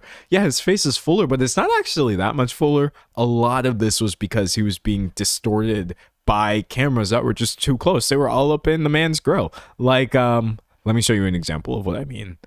Look at this. I want y'all to work with me. This is one gentleman showing these. Wait, I can zoom. I'm gonna do my zoom. Subject to camera distance is insane. A lot of people will say like it's focal length or whatever. It mostly just has to do with how far away are you from the camera. Here is Jim Carrey. That's not Jim Carrey. Here is this guy. I feel like the normal distance that you usually get Jim Carrey from because he's a celebrity, and the vast majority of his public appearances were before people would shove a phone camera in your face. Over here, maybe like this one, somewhere between these two is what Jim Carrey was being filmed on, I feel like, for the majority of the clips that were going viral. And so because of this, his whole face structure was looking like this. This honestly does not almost look like the same guy. So that I feel like is maybe at least 25%. I just pulled a random number to sound smarter because I'm really proud of this theory. That's at least 25% of the problem right there. Is like we're just closer to Jim Carrey than we ever have been. And that is why you were all confused. And when you combine that with whatever work he's had done, with whatever fluctuation or change there has been in his face or whatever, like, yes, he looks different. No, there's no way in hell that could be anybody else. Also, like, science low-key kind of agrees. Science kind of agrees. There's been studies about just how wildly the same person can look, or how wildly different the same person can look in different photos of them. Also, I will say I love science and studies and control groups, but I don't even need science to tell me that because it's the bane of my existence. How many of y'all just look hella different in different photos regardless? I promise you there are literally photos of me that I have taken with my own free will, and agency where I am unrecognizable. I look nothing like I do in some of my photos. I've taken some selfies. Also, it's part of the reason, if you notice, like I don't really post that many selfies or whatever nowadays. It's mostly just because I completely gave up on trying to look the same on a phone as I do on a video or in real life or whatever. I hate it. It's just so, to me, pointless trying to, I don't know, like reckon these varying versions. How do you look at this percent zoom? How do you look under this lighting? I've stopped taking selfies for the most part because I'm tired of it. And so, yeah, I've been unrecognizable to my own self. Someone said my boyfriend looks different in every pic. Dude, it's so deeply common to look so different, man. Someone said, I feel this. Yeah, y'all understand where I'm coming from. That's what I was getting. I was like, oh man, y'all got Jim Carrey on a horrible camera angle. Y'all are not, this is not like flattering for him. But he's also, can I also just say, honestly, that he doesn't look bad. Now you're getting my personal opinion. I'm gonna pull him back up actually. He literally doesn't look bad. I don't think he does. I personally feel like this has been blown so far out of proportion. Looking at somebody who is in their 60s and has had some work done and kind of acting as if he has a completely different face, or he looks horrible now, or he ruined something. Like, dude, I have seen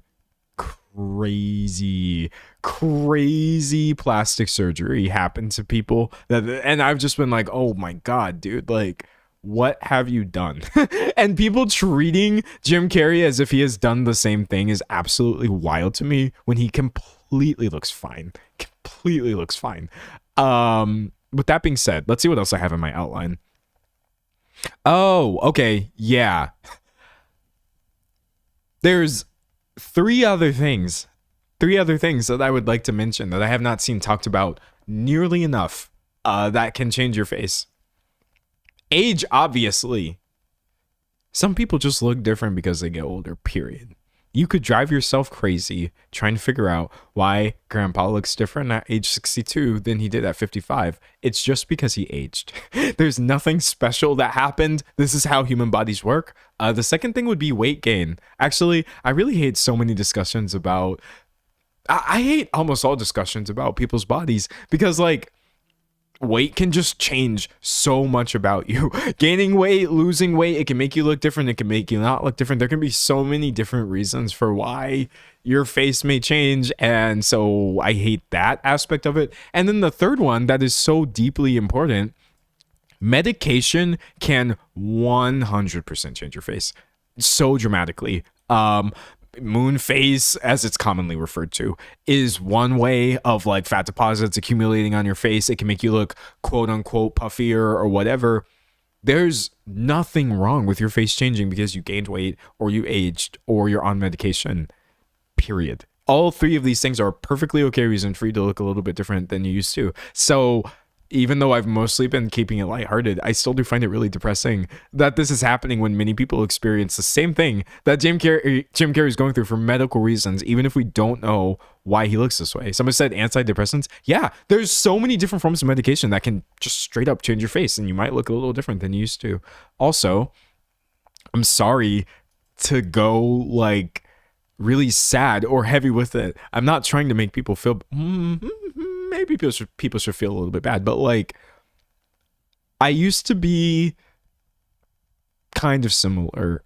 I used to do similar things and like really speculate on the way people look, but dude, this was such... the passing of Chadwick Boseman was so sad for so many reasons.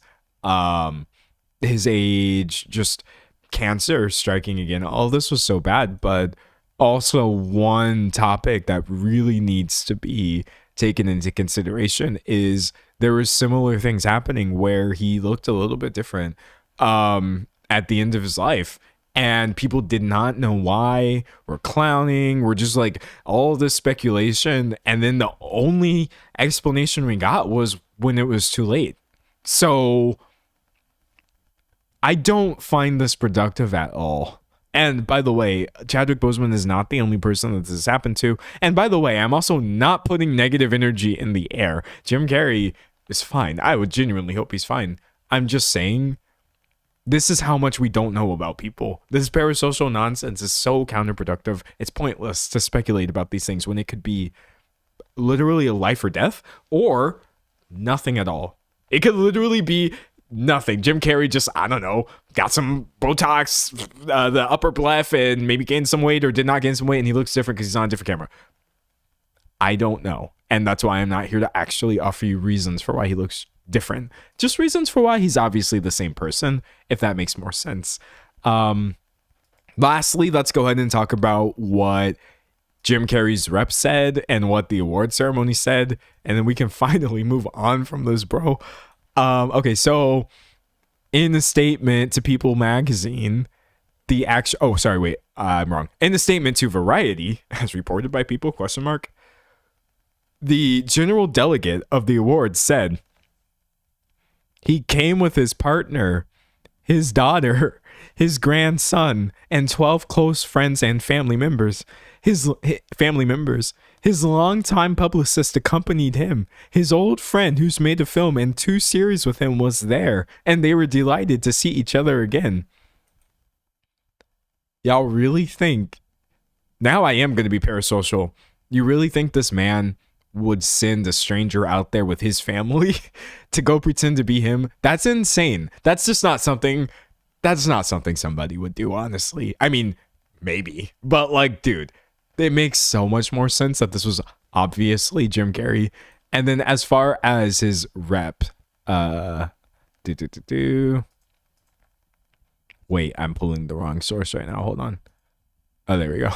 As far as his rep, they also confirmed he went there. It was him. Jim Carrey attended the César Award where he accepted his honorary César Award. The end. So there you have it. Not straight from the horse's mouth because it was still representative. But you know what? I'm glad Jim Carrey didn't comment on this. I was kind of waiting to see if he would. I don't know. I was like, oh, maybe he has something to say. But no, it's been about a week and there are no other updates. So if someone said my dad was super ill and I hated people making notice of his weight, yeah, I'm sorry to hear that happened. And that's just why I feel like this is just so icky, even though to many people they're not engaging in it with the intention of it being icky. They're not trying to be anything, but it doesn't change the fact that I think it's still worth calling out. But yeah, no, people are so behind when it comes to like appearance. Actually, can I do my first tangent? Wait, have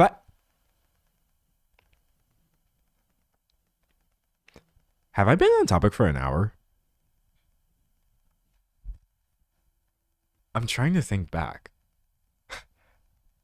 What the heck? Hold on. I might watch the footage back. And maybe I'm wrong. I think I was on topic for 1 hour and 9 minutes. Chat, this is my 30th time going live. Maybe my 31st time going live. I have literally never stayed on topic. I've been streaming for 2.5 months at this point. Someone said I have not been on a tangent.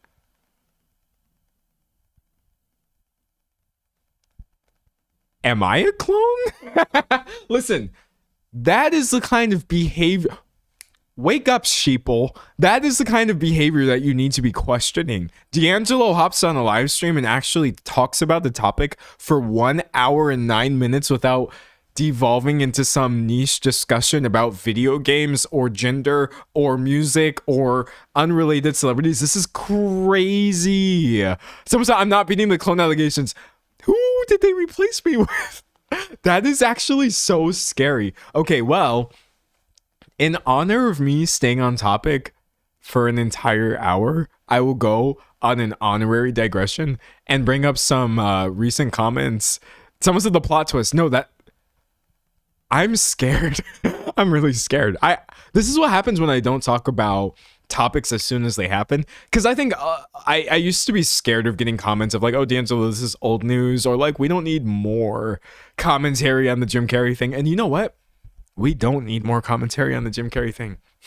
But when I don't comment, I just be having so much to say. I was keeping it all inside, apparently an hour's worth, and this is going to be the easiest editing job ever. But no, I want to tell y'all, recently the actress Nicola Coughlan said some things I thought was really interesting.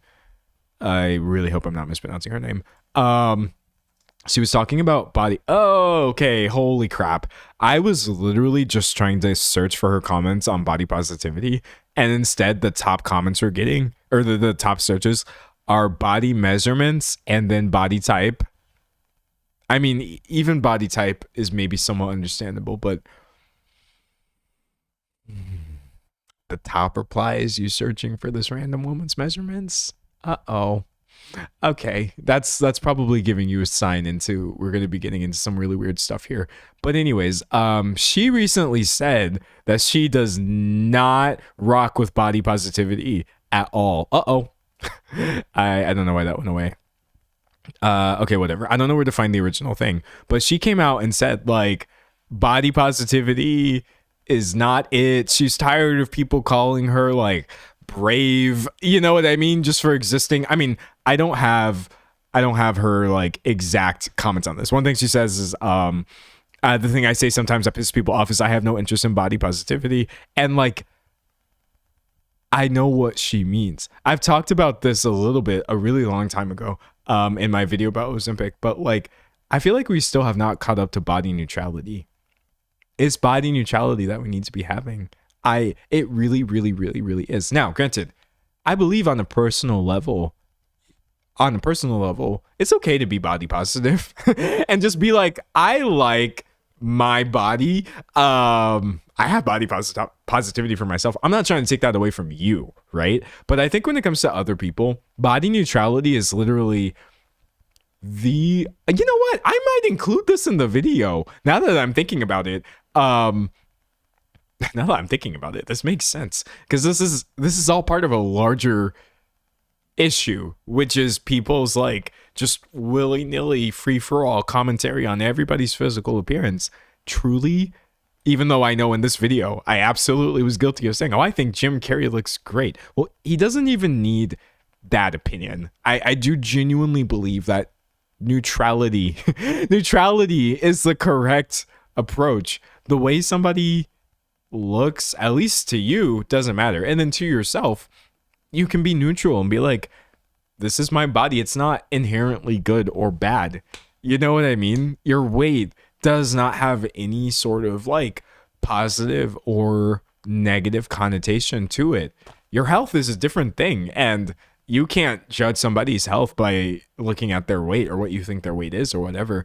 So like neutrality. What if we just looked at people and said nothing about their bodies because we didn't have a strong positive or negative opinion on them? Somebody said, as a fat person, body neutrality is the way. I agree. Yeah, no, it makes so much more sense to me because I definitely was in, I was listening to all the people say, yeah, body positivity. But then I was like, no, there's so much emphasis on the body, the body itself. And it's just like, it's not good. Someone said bad tangent, Clone Boy. No, this was a great tangent. My clone is doing great right now. But yeah, I don't know. I also used to be fat as well. And the truth of the matter is I could be again. Who really knows? Not me. Just having been, I feel like I've been through it. I've been like every weight in such a big range for like various periods of time. I've looked completely different. I look a lot different now than I used to. And I just feel like ultimately, and I've received a lot of comments on my body. I mostly get those in real life, I guess, because like, yeah, no, you can't really see me here on the YouTube channel, but like nothing anybody has ever said to me about my body I have interpreted positively ever. Never. No one has ever said the right thing about my body in real life that made me feel good about myself, even if they were trying to do that.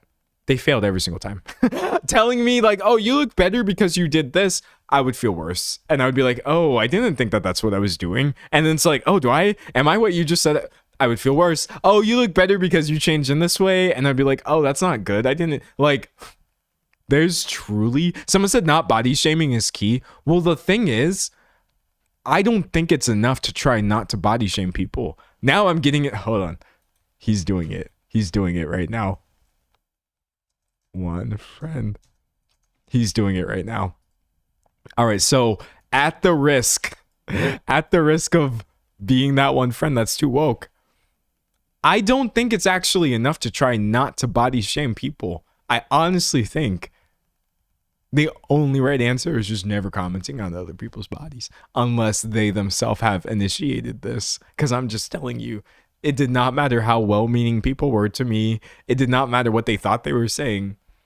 I have crashed the F out over after the fact. I said thank you like a polite person, but like, dude, you do so much havoc to people. It's just like so much havoc you can do to somebody by commenting on their body, no matter what you're saying. There's honestly no reason. Now, if I'm showing up first and I'm like, hey, look what I did. I made this change about myself and I'm proud of myself. You better hype me up. I mean, you don't have to if you don't want to. Listen, I'm saying there are levels to this, obviously. But like at the same time, ultimately, it just don't matter. It don't matter. It really, really don't.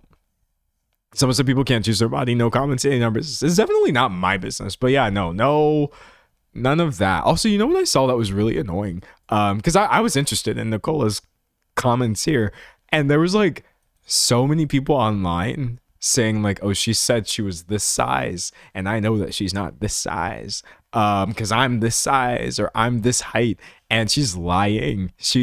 And I'm just like,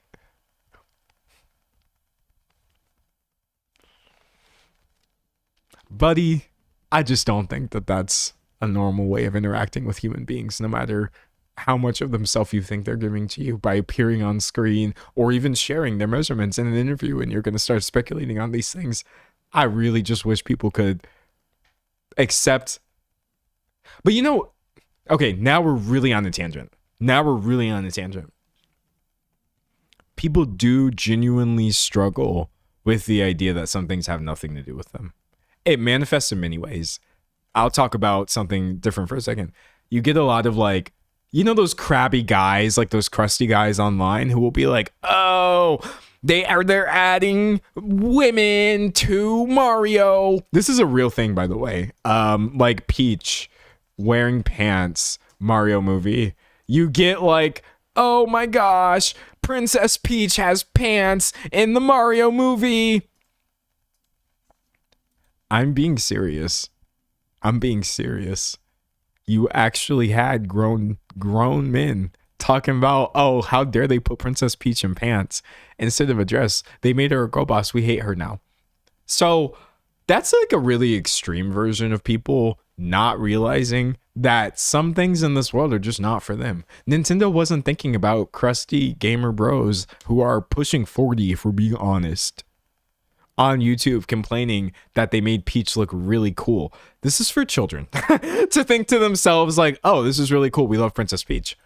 But like, I think it's easy for us to identify people being entitled when it's that extreme. But there's a lot of smaller ways that people don't realize certain things have nothing to do with them.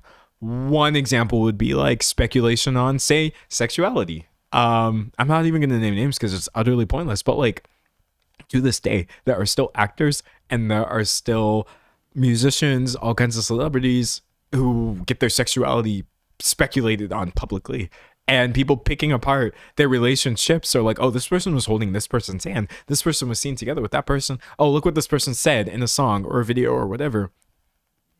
This person is literally not like existing for you to speculate on. Any sort of romantic, whatever. Even if you think that you're right, you're still wrong for thinking that you're right. Does that make sense? It's just like, it's the same thing with people's weight, where you see somebody's body change and you're like, okay, great. It's time for me to share my opinion. It wasn't time for you to share your opinion. It was not time. The time was incorrect. You were wrong. And it's definitely the same thing too with like, nah, bro. It's a no for me, dog. Anyways, that's all I have to say about the entitlement. It's wild, bro. It's wild, broski. But yeah, no speculation, please. Let people live. Let them breathe. Okay, outline. We talked about Jim Carrey, his before and after, the conspiracy theories that were abounding. We talked about why are his eyes different? Because he got an upper maybe for medical reasons, but we don't know the reason, and it doesn't matter.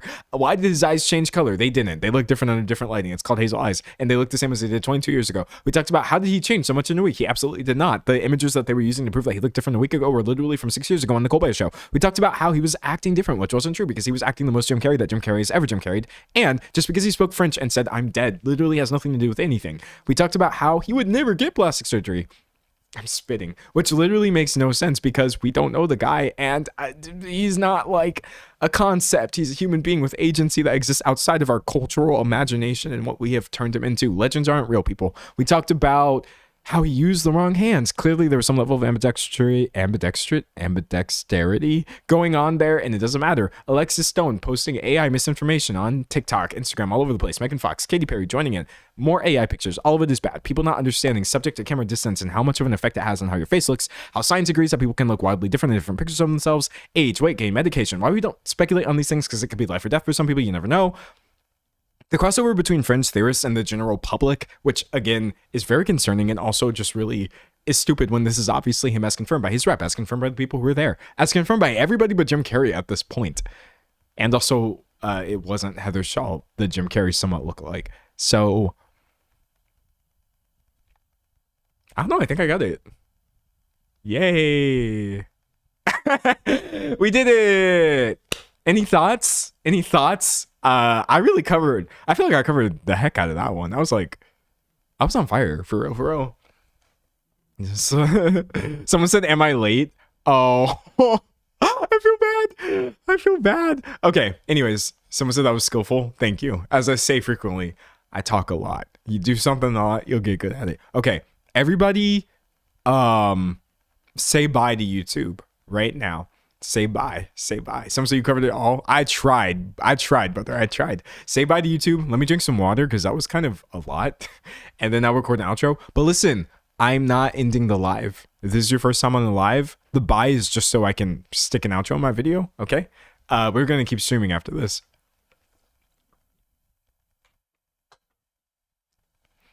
Anyways, I am getting tired of talking about this.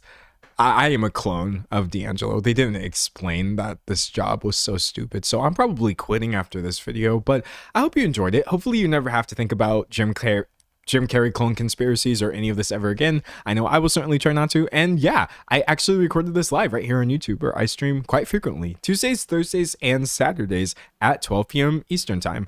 Unless I don't, in which case I'm dead. No, not really dead, just probably dead tired and choosing to sleep instead of work. But yeah, hopefully I see you in the next video or the next stream. And if not, it doesn't matter at all. Okay, bye. All right, not the car driving past as I said, okay, bye. You know what? I'm not even re-recording that. That was a good outro. That was a good outro. Okay, that was dope. That was so nice. Yeah, that was fire. All right, I have so many tabs open. Let me close all of these because it's not it, Chief. It's not it. Let me drink some water.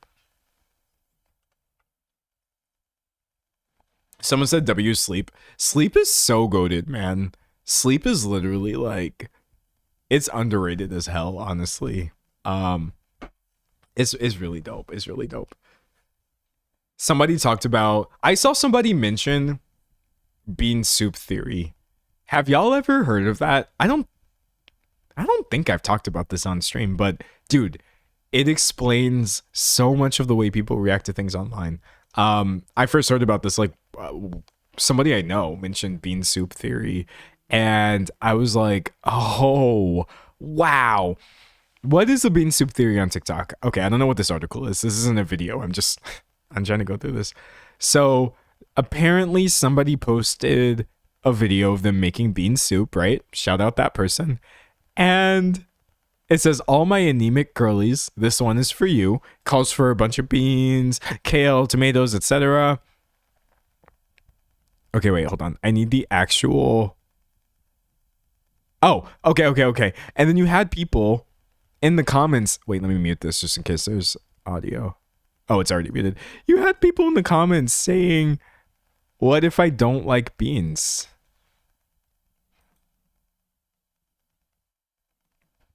As a reaction to bean soup. What if I don't like beans?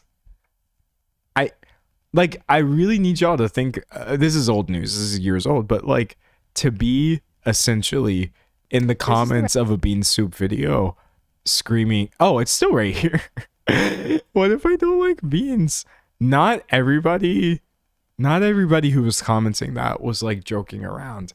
Honestly, people are literally like this. I don't know how many times I've been in the comment section on the internet where I was like, dude, you're just in the wrong place. You're just in the wrong place. Usually I don't like the phrase like, oh, not everything is for everyone or whatever. But like, if it's this level, this level of confusion, dude, someone said the algorithm brought me here after the angry bean soup rant girl. Like, my farts would burn a hole through my mattress. Okay. Bean soup theory is real. People are literally like this online. Just mad about everything all the time. Someone said it's all about me. Yeah. How is a video of someone making bean soup a place for you to share your opinion that you don't like beans? Brother, close the tab and open a new one and find something that's edifying to you. Please. I don't know. It's so funny. But yeah, we'll never be free. We'll never be free. Ever, ever, ever, ever. It's a no dog. It's a no dog. Anyways, someone said recipes are particularly bad. Everyone is subbing everything. Okay. Listen, I agree with you. And I've been pissed off about this for years because me and recipes go all the way back. I used to cook for my family a lot when I was a kid or help with the cooking. And there's this website, it still exists, called All Recipes, okay? allrecipes.com. All Recipes, trusted since 1997. Yeah, it was the early 2000s when I was using this website. And what you could expect, like clockwork, is somebody to be, wow. This website looks so different. Okay, let's say that we're on one pot crispy chicken and rice, okay? And you can scroll down to the comments right here. Reviews. Like clockwork, there would be somebody giving this a 1 star and being like, oh, I used pork instead of chicken and it turned out terribly. 1 star.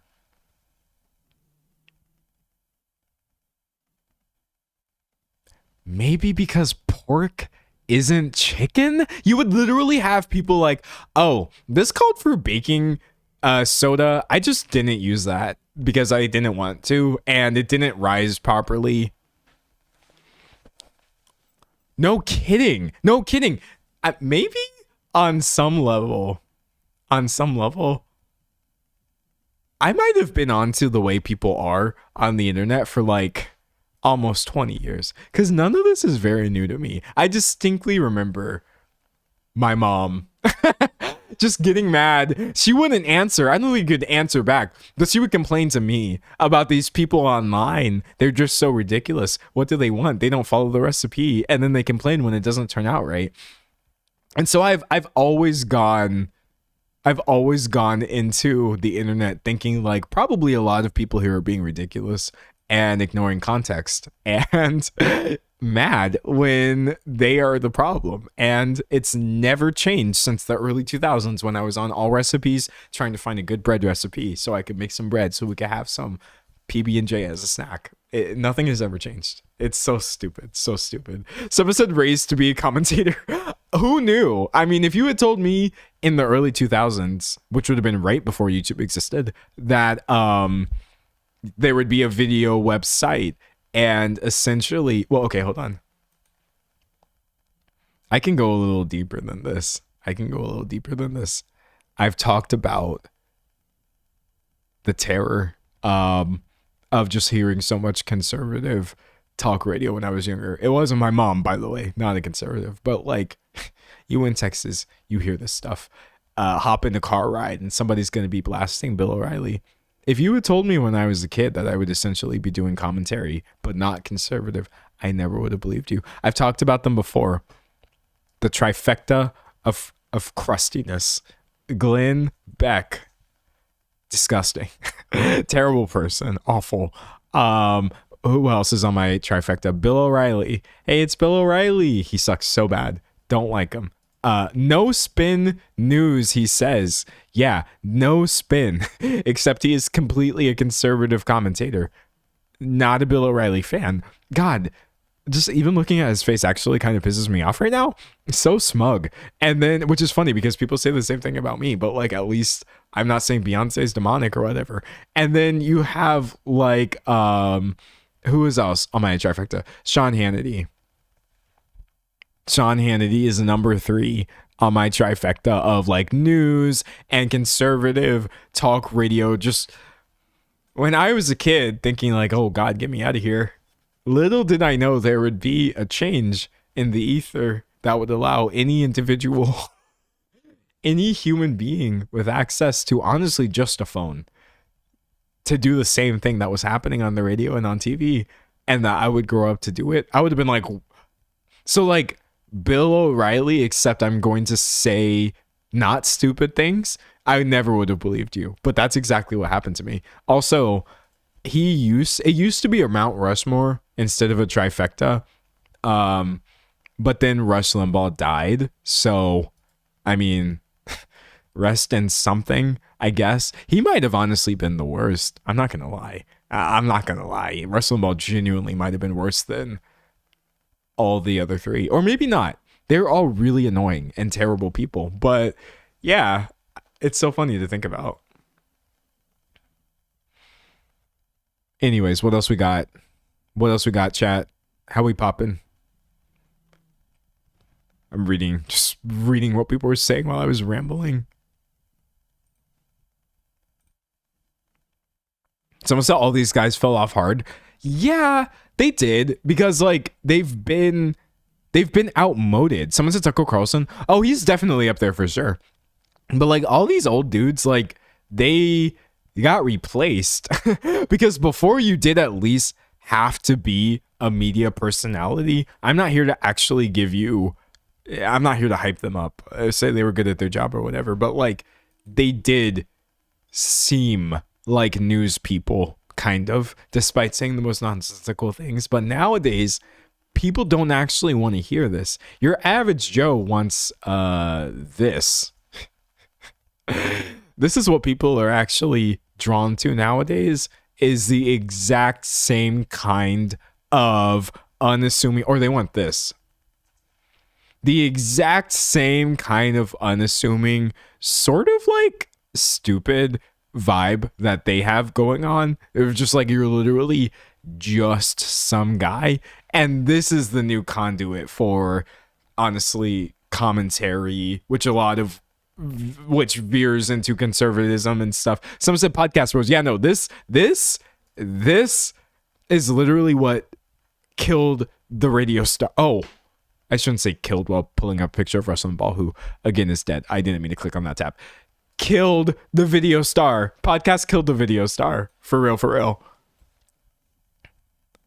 Someone said Theo Von. Yeah, no, not a big Theo Von fan over her personally. You may ask, like, why is it that you're not a big Theo Von fan? Well, I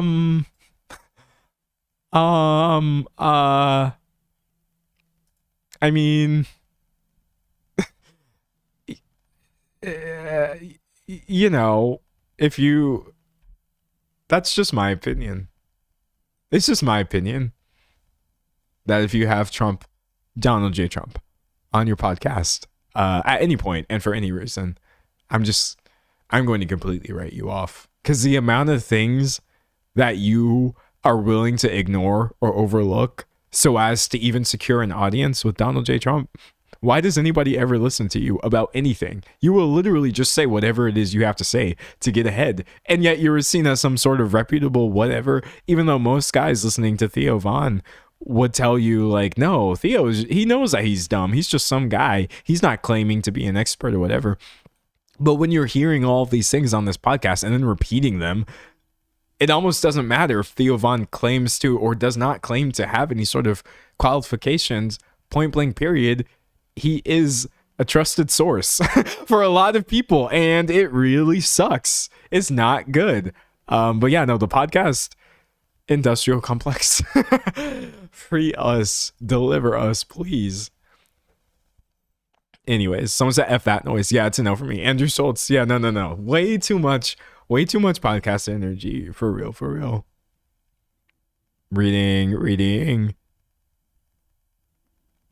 Someone said don't buy truth from bigots. Yeah, no, please. So much lying you have to do to sit down with Trump. I mean, how? I'm sorry. A little bit of politics. We've been good on politics thus far. How would your first question not be, what are you doing in those damn files? That many times. Can we have an entire conversation about that? If that's not your first question, honestly, and we know the answer, by the way, but if that's not like immediately where you're going with this, if instead you're leading into this with like, oh yeah, it's an honor, proud, yeah, let's talk about these things, and you're just letting him trump all over the place. Like, someone said, what's your political view? What's my political view? On what? that's my answer for that question. What's my political view?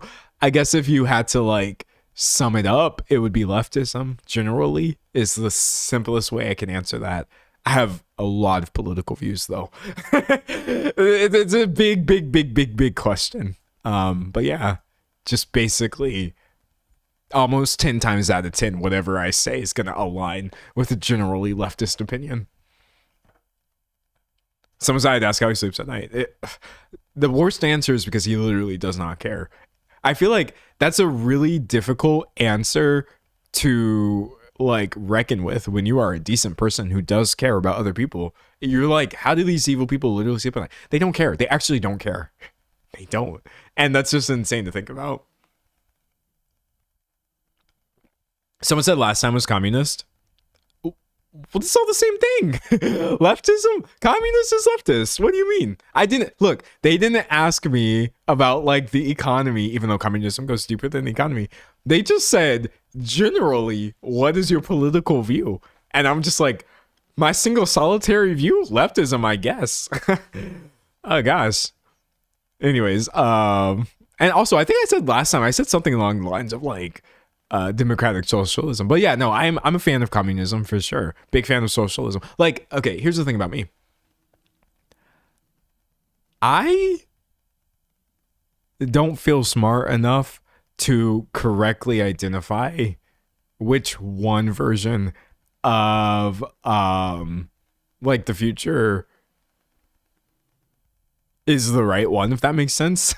I think I'm smart enough to identify when things sound like good ideas and obviously can work in practice. And so that's why I'm like, yeah, communism, let's go. Let's stop misunderstanding it. Socialism, period. But like, as far as like really nailing me down and just being like, you have to pick one thing and say that this thing is the correct thing, I'm just like, leftism? I don't know. Somebody said leftist versus progressive. Yeah, I guess you could consider me progressive as well. What does progressive actually mean? Actually, like, yes, I think progressive means you're like, you believe in human rights. I don't know, man. Progressive meaning, I should say political. Politics. Okay, so progressivism is, ooh, purple flag, it's cute. Progressivism is a left-leaning political philosophy and reform movement that seeks to advance the human condition through social reform. Okay, yeah, no, period. Yeah, hella progressive, for sure. If this is exactly what this is, then put me in that slot. It says it's often associated with social liberalism, social democracy. Okay, yeah, I guess. Yeah, this is essentially, I like this first paragraph right here. That's where I am, for sure. Someone said, D'Angelo, thank you for asking these questions. Not enough people do before slapping labels on themselves. Yeah, I don't know. I think the thing is too, like, usually people say this to weasel out of political discussions when they're like, oh, I just don't like labels. I don't like labels, but like, I'm completely fine with labels that accurately describe me. So that's why I say like leftism is fine, progressivism is fine. As far as how exactly we aim to dismantle capitalism, I don't have an answer for that. Unfortunately, there's more than one way to do it. And I just genuinely could not sit here with the educational background I have, which is literally in how to make YouTube videos, and tell you for sure, like, oh, this is the anti-capitalist framework that we need to frame everything through. Instead, just being an anti-capitalist, I just listen to people who are anti-capitalists, which would be communists, and being like, yes, what you're saying is correct, or socialists, and also being like, yeah, what you're saying is correct too. But like, me personally, I'm just generally anti-capitalist, while also trying to learn about every single other form outside of that. And so that's why I try not to spread misinformation about people who are considered to be far left or whatever. But yeah, no, I'm not antsy about being labeled, one thing or the other. It's just, I'm not really sure. I'm just, what do you call it? Just like progressive leftist anti-capitalism who would be okay with communism, socialism, or anything that is less strictly hierarchical than what we currently have. That's me, for real. Someone said capitalism is the pitch, for real. Someone said I have a degree in political science. You could say we also don't know how to dismantle capitalism. Yeah, no, I think for me, it's also like a multiple things can be true scenario where, God, I'm sorry if this sounds stupid, but like, I think it's a multiple things can be true scenario where I know for sure capitalism is not the answer, obviously, and I see other things work better. I just, again, being me, could not correctly identify which one thing that I think should be like the vision of the future for us or whatever. That's just me. Someone said, do you listen to any political commentators? No, I don't. Mostly because like, I don't really like filtering everything through like one person's opinion. And the thing is, like, everyone does that though, like with themselves. Obviously I filter everything through my opinion, but, and also not everybody who listens to political commentators does this. So I'm not trying to like slander anybody. I think for me personally, I don't really need like someone's take on the news. I just want the news, kinda, if that makes sense. And then I commentate. That's just me. Someone said, have you read 1984? Yes, I've read 1984, and that's why I know when conservatives are trying to say that things are like 1984, it's 1984, the way that they want to censor you, while doing things that are actually much more structurally similar to the oppressive forces in 1984. I find it hilarious. But yeah, no, there's a lot of really cool political commentators who are doing great things. I think just for me personally, I'm just like, I can come up with my own opinion essentially, or I try, and I don't use other people's opinions to like gauge mine. But I will say though, this is toxic. Somebody said if I change my name, can I have your last name? Wallace is up for grabs. I don't lay claim on it. I find people arguing online. Instead of listening to individual political commentators, I will actually purposely seek out spaces in which people are like arguing on Reddit about their opinion, or like it's like a versus. Now, I'm not talking about like Jubilee type videos where you have people actually like trying to do gotchas face to face. That stresses me out. I'm kind of anti-confrontational. I love finding spaces online where people are in text back and forth arguing with each other, because then if somebody says this one thing, I can paste that into my Google search and then go to Wikipedia, and I'm like, oh, that person was wrong and they're just lying. Or I can like look up a history about this other thing that somebody says. And so I typically piece together my political opinions by just watching people scream at each other and trying to see through what is actually true. And because of that, I feel like relatively grounded. I just try to double check everything that I hear. Just because somebody who agrees with you says something is true doesn't mean everything that they say is true, right? But that's me, essentially. Someone said arguing through text-based mediums. No, I really do love it. Because people be writing essays. They be like citing their sources and stuff. Look, I know like I talk so much about how people online are annoying or whatever, but there are some really amazing people online who write incredibly informative things, and they all have a bias. But like I can just sort through it. You know what I mean? Somebody said these videos are so tiring. Those videos are so tiring. I've only seen like one or two that felt productive. Yeah, I hate Jubilee videos because they're not about like educating anybody. It's literally just to drain you and to be rage bait. I will say though, having a bias, there are certain kinds of biases it's okay to have. I feel like there should be more talk about that. I'm incredibly biased against, for example, billionaires. Automatic bias. Elon Musk, I'm gonna go into this expecting the worst. I'm deeply biased against any sort of MAGA adjacency. I'm also kind of biased against centrism at this point because I get very like put off by people who claim to be centrist. So I'm probably gonna be biased against you. I have so many reasons for why I am biased politically, just opinion wise, and I'm very proud of my biases.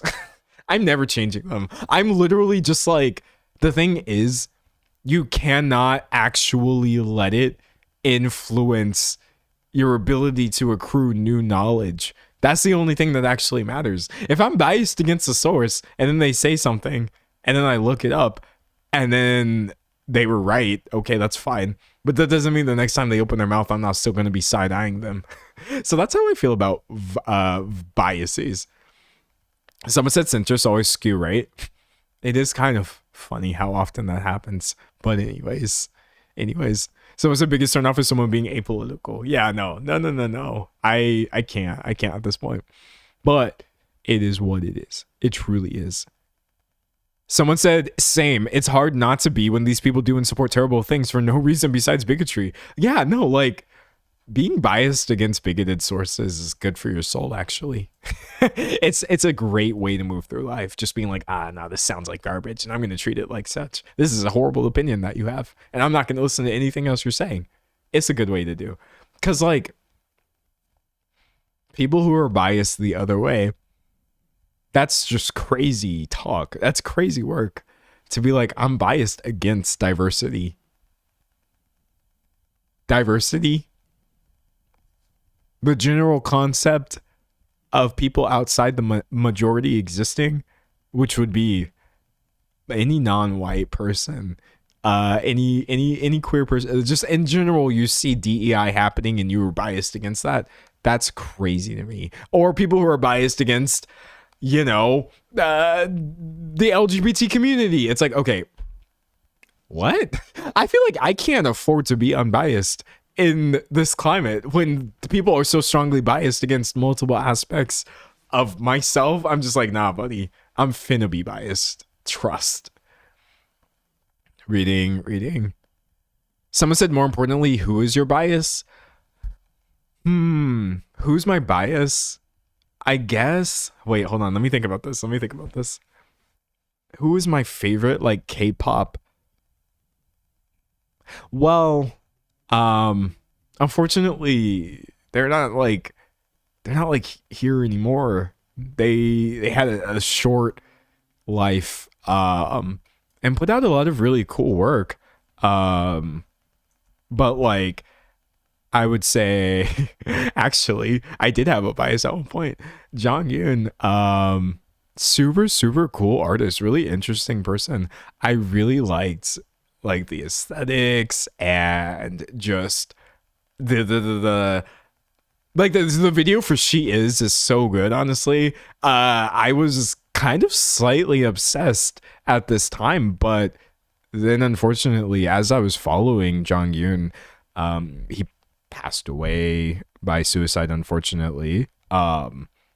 Really sad, obviously for so many reasons, but I also was just sad. I was literally stunned when that happened, and yeah, awful. So I don't think I've ever like moved. Someone said he's my favorite forever. Yeah, I'm probably in the same boat. I don't think I ever moved like on from this happening. I was so sad, and I was just like, well, he can still be my favorite. Jonghyun can still be my bias, I guess. I'll always give that answer honestly, because I was literally in shock. I was just like, no, 27, no, man, and I'm 27 now. Like, truly crazy to think about. Someone said so sad. Yeah, no, it was seriously awful. But like not at the same time. Multiple things are true. It's an awful thing. It is like, it's still interesting to think though that like somebody does still have a body of work. They do literally still exist. You know what I mean? This music, his music is still around. You can still listen to it. You can kind of see like the image and all these things. I don't know. Such mixed feelings. But yeah, oh, buddy. It's okay. Someone said, did you listen to Poet Artist by Shiny? His voice is in it. I should. I definitely should. Someone said we shouldn't support the K-pop industry. I agree with you, but like heavy on that for every industry. As somebody who does not support a lot of the things that happen in K-pop for many reasons, not even just the reasons that people say of like it's a dark industry or whatever, the dark side of K-pop, I get pissed off a lot of times by the cultural appropriation. I also feel like I could so easily and do apply that to like any sort of music industry or entertainment industry in general is so bad and exploitative that is like, I don't know. I'm not one of those people who is like, K-pop specifically must be dismantled, because I'm like, we can start here. As an American, there's a lot of things that happen in our entertainment industry that we could be dismantling. And I'm not trying to say that like you should not criticize K-pop, because trust me, I do. It pisses me off. Let me show you. Sorry, because this is literally me hating, which is not a good thing. It's not a good thing to hate. Okay, I'm sorry. And hate is a strong word. I'm literally not hating. I'm just one of the worst things I ever saw, honestly, or heard, was the song Money. I was listening to this and I was like, dude, there's got to be some kind of repercussions for this. There's got to be some kind of repercussions for this. So the song Money by Lisa, who I'm not even, you could blame Lisa or not blame Lisa. I don't think it's productive to single out an individual person when it comes to K-pop, because so many people work on these things. Dude, I swear to God, I was listening to this, her talking about, I'm gonna spend this check, everything. I'm gonna tip myself. I'm gonna spend it on myself. I'm gonna drop it like it's pouring. I'm gonna pour it on myself. Check that money make. I'm just like, I can't do this. I can't do this. Y'all are going to make me crash out and then say something that's going to get me jumped by Lisa fans. Dollar bills, watch it falling for. I'm listening to this stuff like,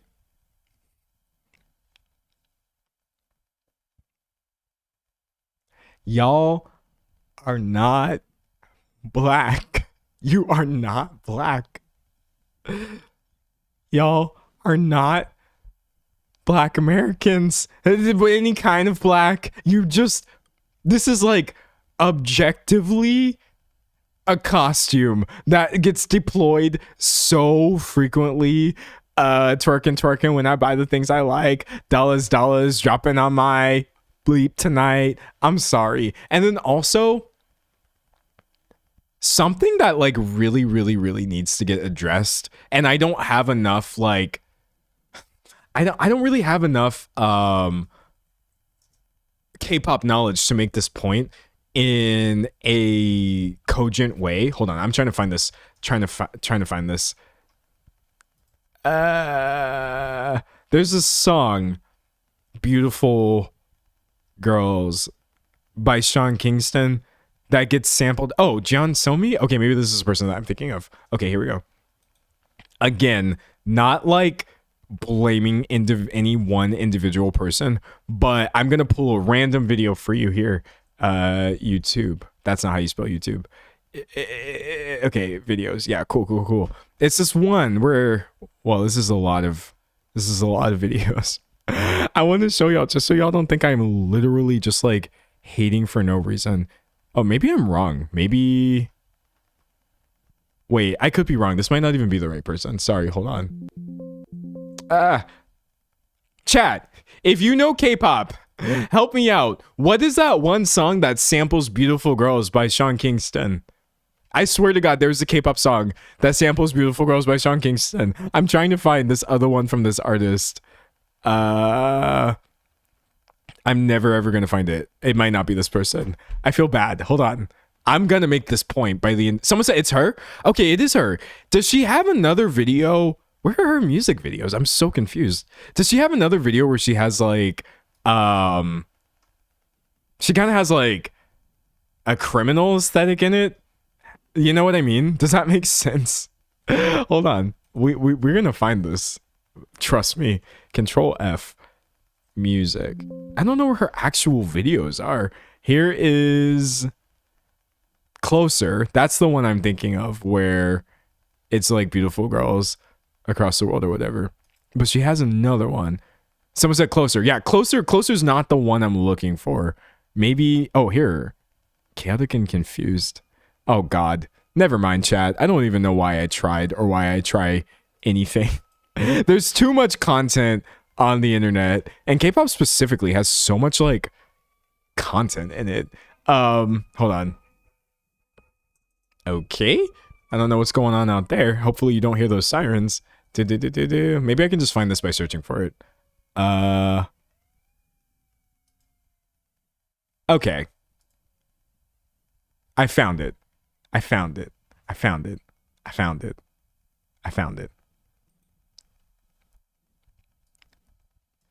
This thing that happens a lot in K-pop, which I do not feel like gets talked about enough, maybe because people don't want to sound crazy, or like that one friend or whatever, I genuinely find to be so deeply off-putting. This happens a lot.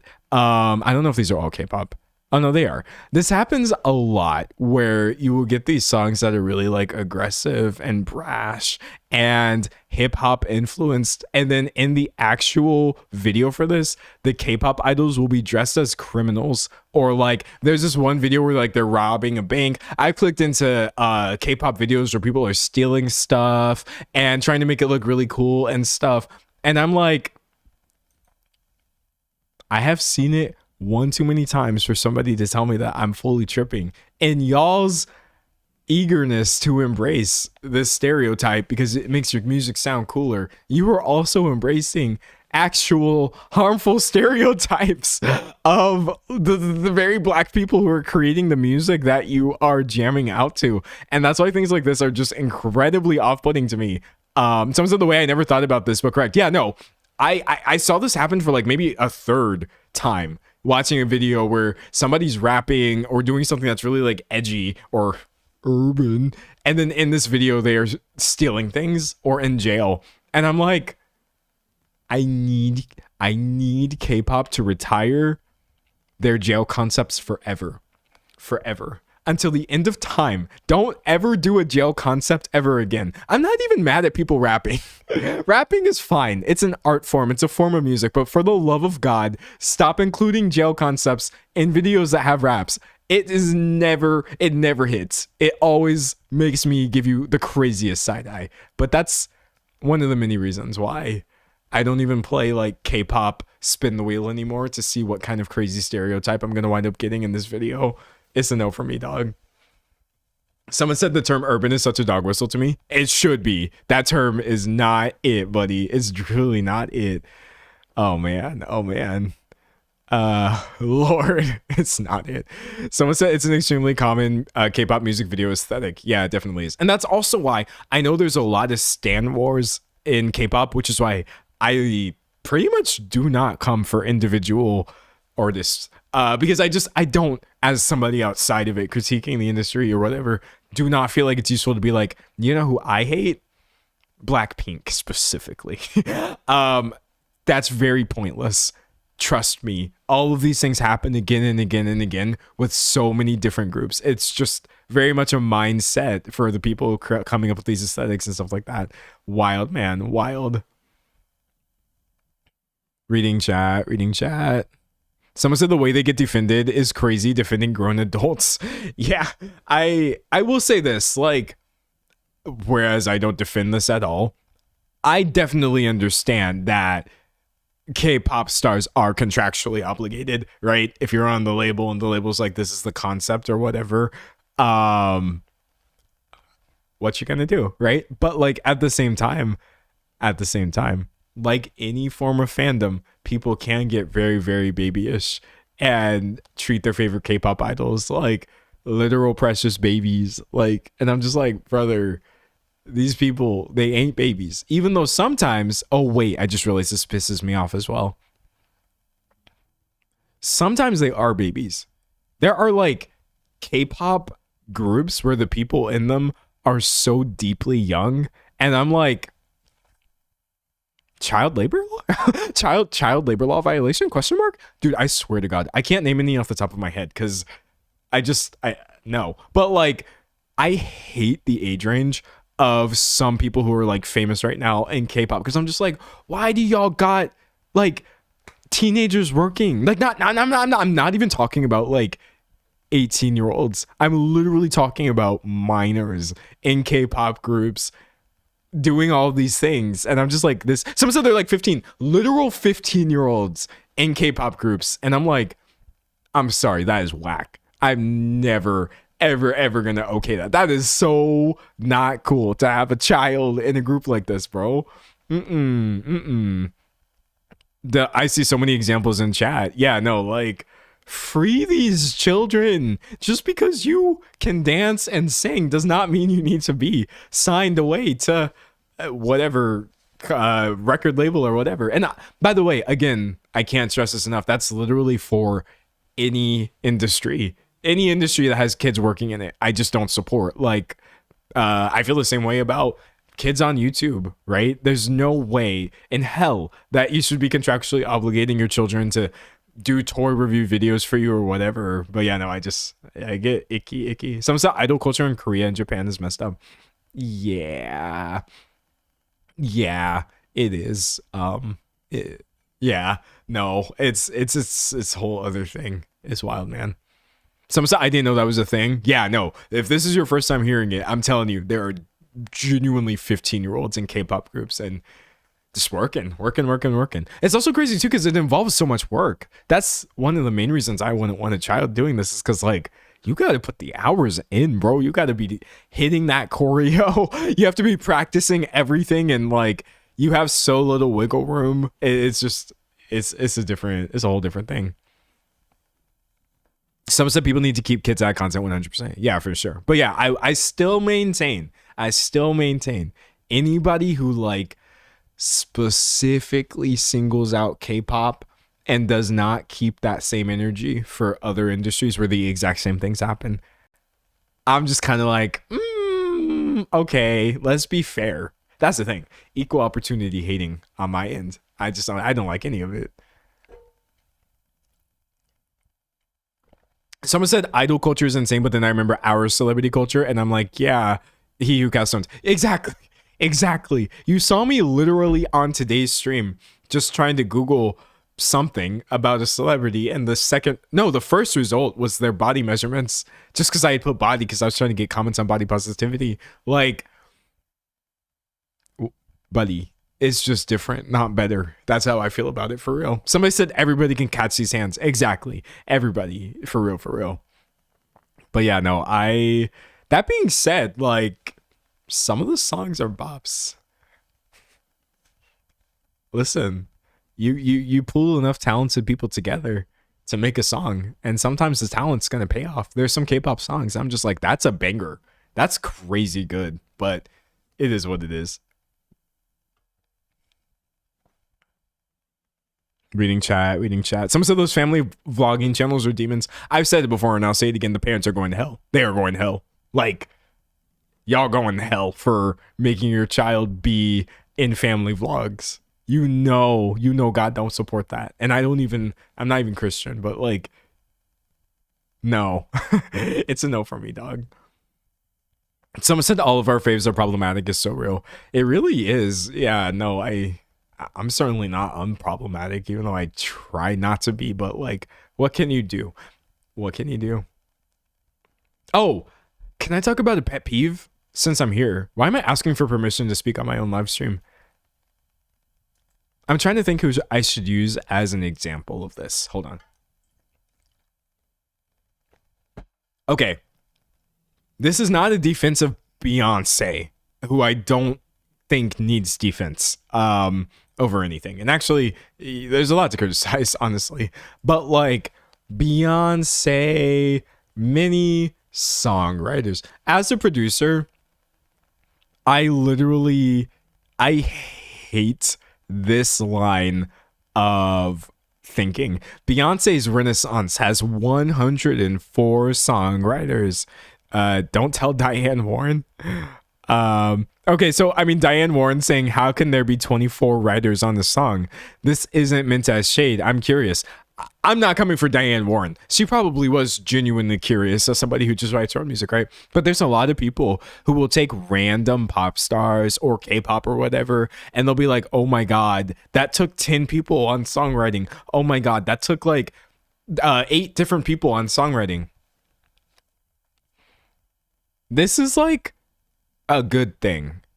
This is a good thing that 8 different people are credited on a Beyonce song, or if it took 13 people on the song that the other, like, producers getting credits for their contributions to pop songs actually typically they're so underrepresented, or people will get their credits like they won't be credited. There's a lot of lawsuits over people contributing. I just feel like if it did genuinely take this many people's input, I've never understood trying to discredit a song because it has multiple songwriters on it. It doesn't make any sense to me.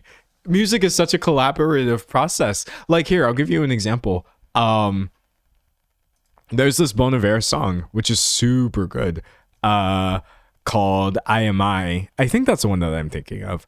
And if I was to actually go to the credits, if someone said workshopping is a thing, no, exactly. If I was to go to the credits for this song, okay, look, bro, you've got Aaron Dessner, BJ Burton, James Blake, Wheezy doing production, so many different people on vocals, this, that, the other. You have people on like horns and violin and producing, but like you listen to the song, and I think if you played that Bon Iver song for your average person, they would be like, oh my God, that's so beautiful. This is amazing that so many different talented people have come together and made an art piece, because it sounds very grand. I love the song. I'm not dunking on the song. It sounds awesome. But similarly, let I don't know, Beyonce, or it could be Ariana Grande or Sabrina Carpenter or whoever, have a lot of producers on one track, or songwriters or contributors or whatever, and then all of a sudden it's not real music. Oh, she's not even a good artist. You know what I mean? I don't know. Also, I just think about who typically gets these conversations versus who doesn't, and it's a little one-sided. I'm not gonna lie, it's a little one-sided. I think I usually see, this is just my experience being a pop fan for a very long time. It's usually women. I think when I really, off the top of my head, cannot think of a time where I saw a man be like, oh, you had this many songwriters, you're not a real artist. It's usually people trying to say like, oh, she doesn't have any talent, she's just a singer, she doesn't produce, she doesn't do this, that, the other. And I'm just like, that's just my experience, though. I'm just talking about the things I've seen. I can't actually speak to the truth of the world, but I'm just like, man, why is it that nobody can ever just be as talented as other people? It has to be, you have to drag certain people down. So stupid. Anyways, reading chat. Someone says Sabrina Carpenter gets it bad. She definitely does. Yeah, it's like, dude, like that. Here's the thing that I'm not going to defend celebrities over. I'll show you an example of something I wouldn't defend celebrities over. Is Beyonce a billionaire? Oh, wow. The answer is yes. Now, I mean, whether she is or is not, like, I don't really know. But, you know, Beyonce being a billionaire, that's not something that I'm going to sit on my channel and be like, we need to come together and save her because people are talking bad about her on the internet. My brother in Christ, I don't care. I truly don't. I'm probably talking bad about billionaires on the internet. And if that includes Beyonce, sucks to suck. But as a creative, as somebody who actually genuinely does like music, yes, I will absolutely defend a Sabrina Carpenter song or a Beyonce song, or, you know, like, I don't like the way people talk about these things because they don't know what they're talking about. But again, it's like multiple things can be true. I've in the past, I'm sharing a negative experience with you right now, that I never actually talked about online. I just ignored it. But I made a video about Beyonce and country music, and it was really just about how country music has so much origins in like black music, and how people were really being racist towards Beyonce as they were to many other black people in the country music industry. And I talked about other people as well. Lil Nas X and his experience. I've talked about, I think Shabuzi might have come up with that video. I don't remember. I was like, look at the parallels between Morgan Wallen. All these things came up more recently when I talked about Jelly Roll, but I had a whole video about it. And then the comments that I was getting were, not all of them, most people understood, but I did get a vocal portion of like, oh, defending Beyonce is not a good look right now. And I was like, I literally had to sit with that. I was like, defending Beyonce is not a good look right now. Defending Beyonce is not a good look right now. I was sitting there and I was like, how long should I have waited before saying racism was bad to make you all more comfortable?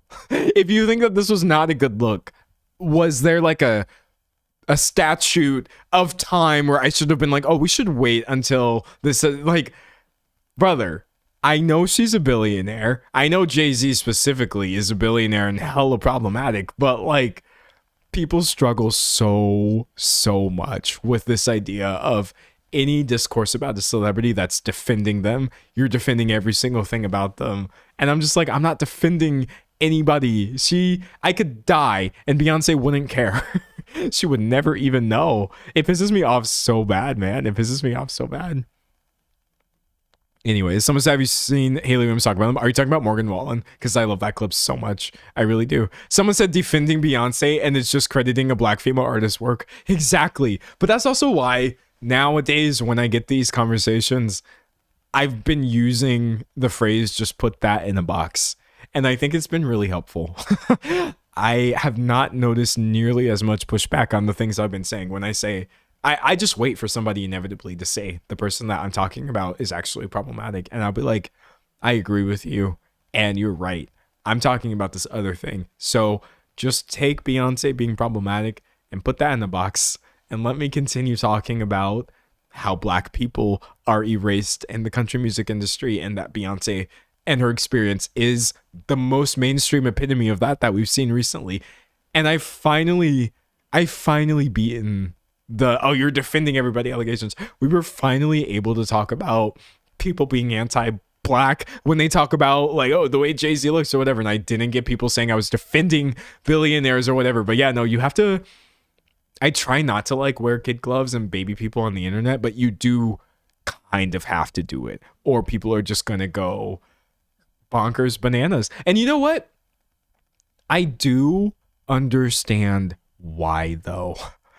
I understand why, which is why I never call those people out. Like if I'm talking about Beyonce and somebody says she's problematic, I'm not going to be in chat like, why are you interrupting me right now when I'm trying to talk about this? I'm like, no, I understand it. We should definitely be constantly critiquing things. It's just sometimes things might overlap in a way where in me critiquing the racism of this thing, we might actually have to use a Beyonce song where she did something good as an example. But yeah, no, it's such an interesting place. It's such an interesting place. Someone said nuance is so dead for real. It's so dead, man. But I try to strike a good balance between disclaiming and then also just saying what I said, period. Because honestly, if I said it and somebody's like, oh, you're just defending billionaires and you're a Beyonce stan, it's like, okay, that's fine. We go our separate ways and we'll be all right. Somebody said, I love today's stream. I really like the stream too. I don't know why I feel like It's like a comeback, low key. Oh, my AC is on something fierce. Wait, hold on. The last time I tried to turn my AC off, it did not turn off. So let me hope it actually works for me this time. I'm going to be right back. Wait, I'll play my awesome song for you. By the way, you want to know why I get antsy about producing and production and stuff like that? It's literally because I be producing stuff like this.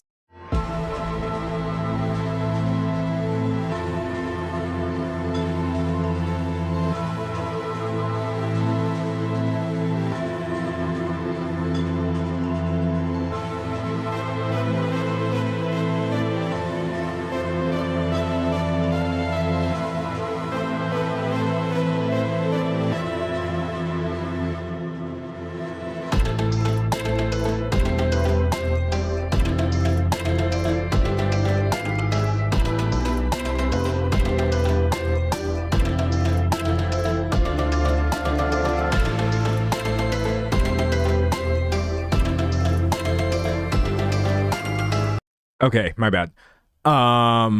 Sorry, I cut it off. If you want to hear the full song, you can just go back to the beginning of the stream. And I fixed my AC. It's no longer running. Yay. But yeah. Also, I've been working on some new music, which is really fun.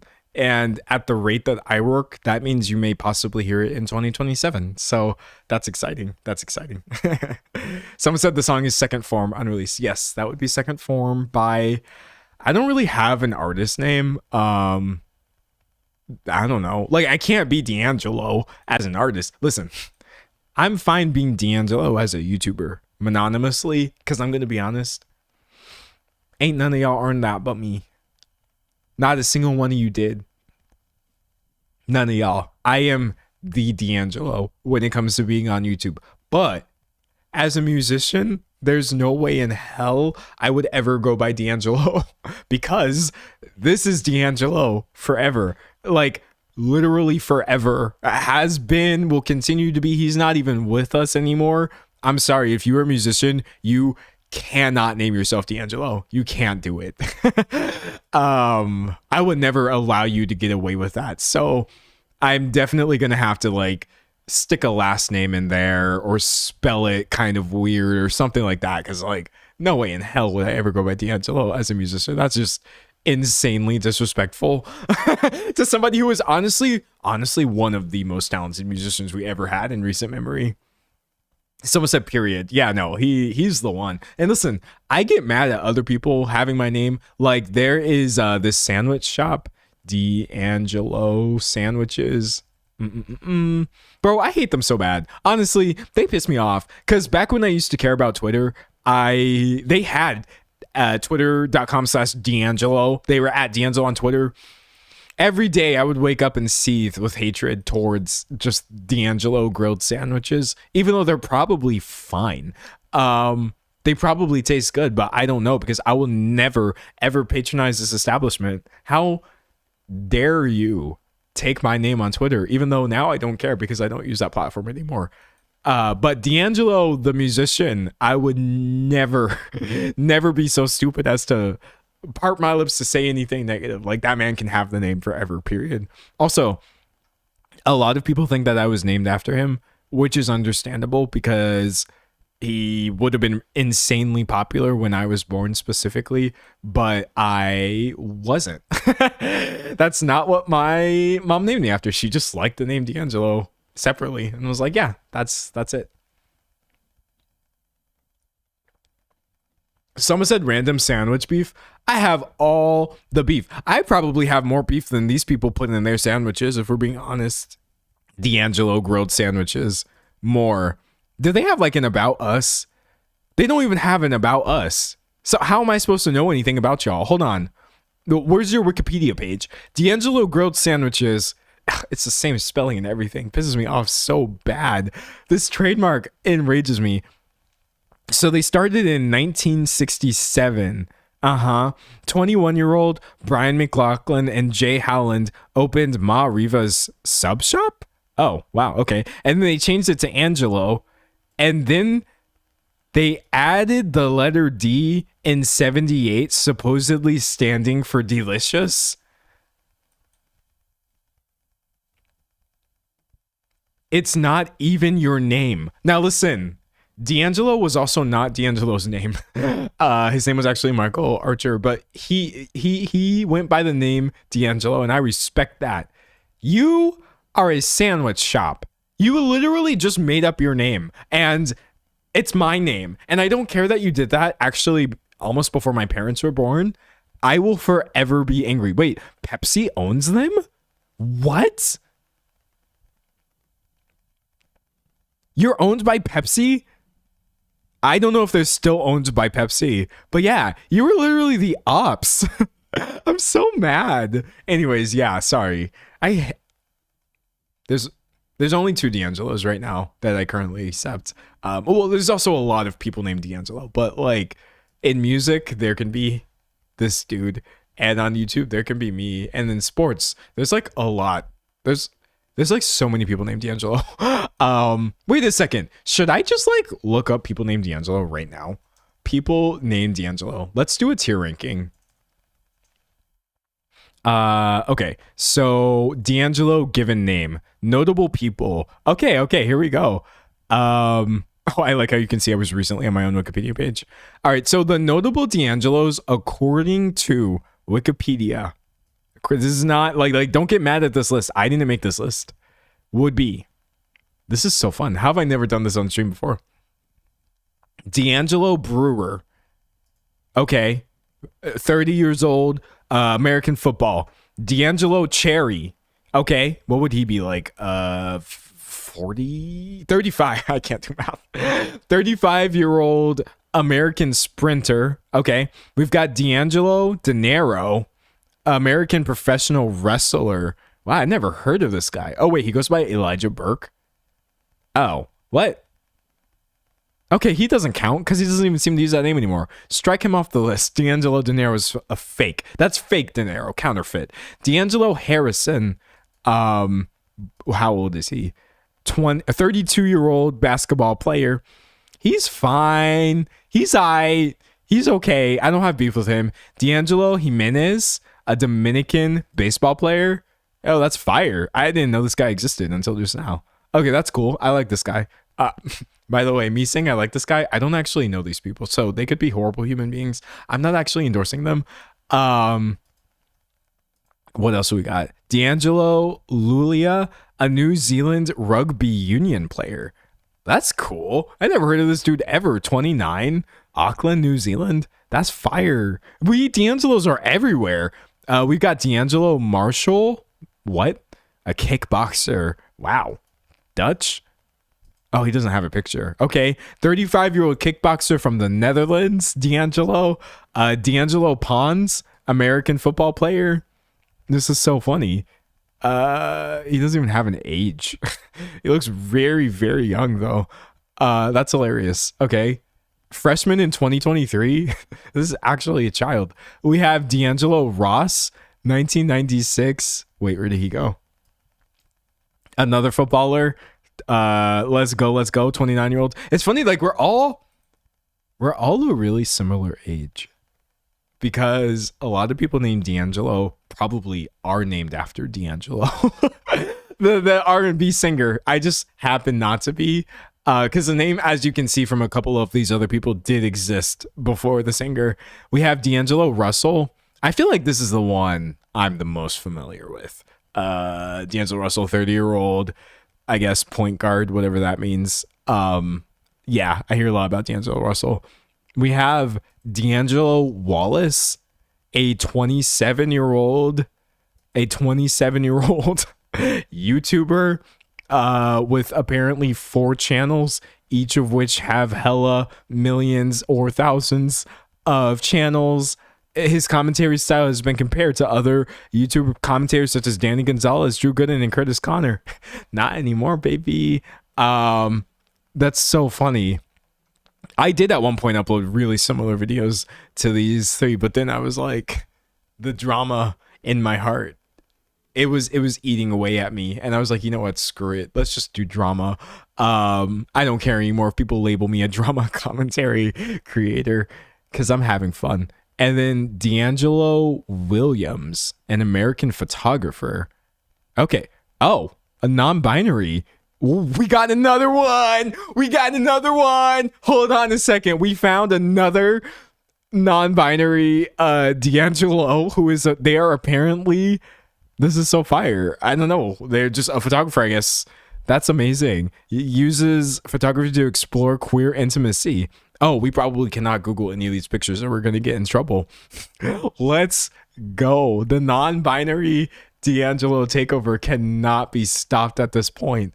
That's so funny. And then, of course, we have the D'Angelo, obviously, even though that's not his given name. And then I do see a lot of talk about D'Angelo, the character from The Wire. And I'm like, yeah, that's one of the most popular TV shows of all time. So obviously he comes up a lot. And this is really funny because there is so much talk about The Wire on the internet, and there's also another character on The Wire named Wallace The Wire. Yeah, I think that's Michael B. Jordan. What? Yeah, okay. This is like a very young Michael B. Jordan playing Wallace. The bane of my existence, when I'm talking like almost 8 years ago, when I used to go, I still go by my name, D'Angelo Wallace, and I would tell people this: the only thing that would pop up is The Wire, just discourse about D'Angelo. Oh, wrong one. Wait. Oh god, I don't know where he is anymore. Okay, this is whatever. D'Angelo The Wire. Okay, here we go. The only thing that would come up is D'Angelo and Wallace. D'Angelo and Wallace. D'Angelo and Wallace. The Wire, The Wire, The Wire, The Wire. So many times I would just Google myself to get I was trying to show people my channel. Like, yes, you can follow me here. The YouTube is this new thing that I'm doing. I think it might turn out pretty cool. And this specific picture would come up. And it's also funny because at one point, I did also have cornrows, which is hilarious. I probably won't be able to actually find a picture of that. And it was just the bane of my existence of people thinking I was doing some kind of like, I don't know, extended. No, I can't find it. Thinking I was doing some kind of extended The Wire reference. I've also been asked if my name was a reference to The Wire. Another thing I've been asked, is your name a reference to Nico D'Angelo, who is a character from Percy Jackson, which is so funny. And I'm like, no, my mother, who is currently, or let's just say was born in the 1970s,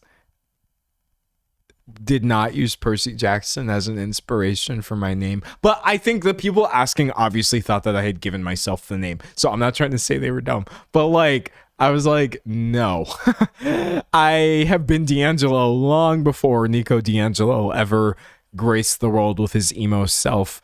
I mean, I like this character, by the way. Actually, I think I used to be a really big Percy Jackson fan when I was a kid.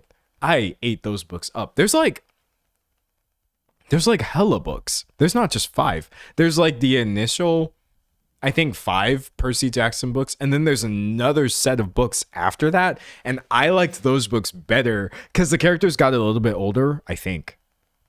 And I had gotten older too, so I was reading them and I was like, yes, I'm 12 now, or 13, or however old I was. It was literally still books for children, but I felt like such a grown-up reading these books as a kid.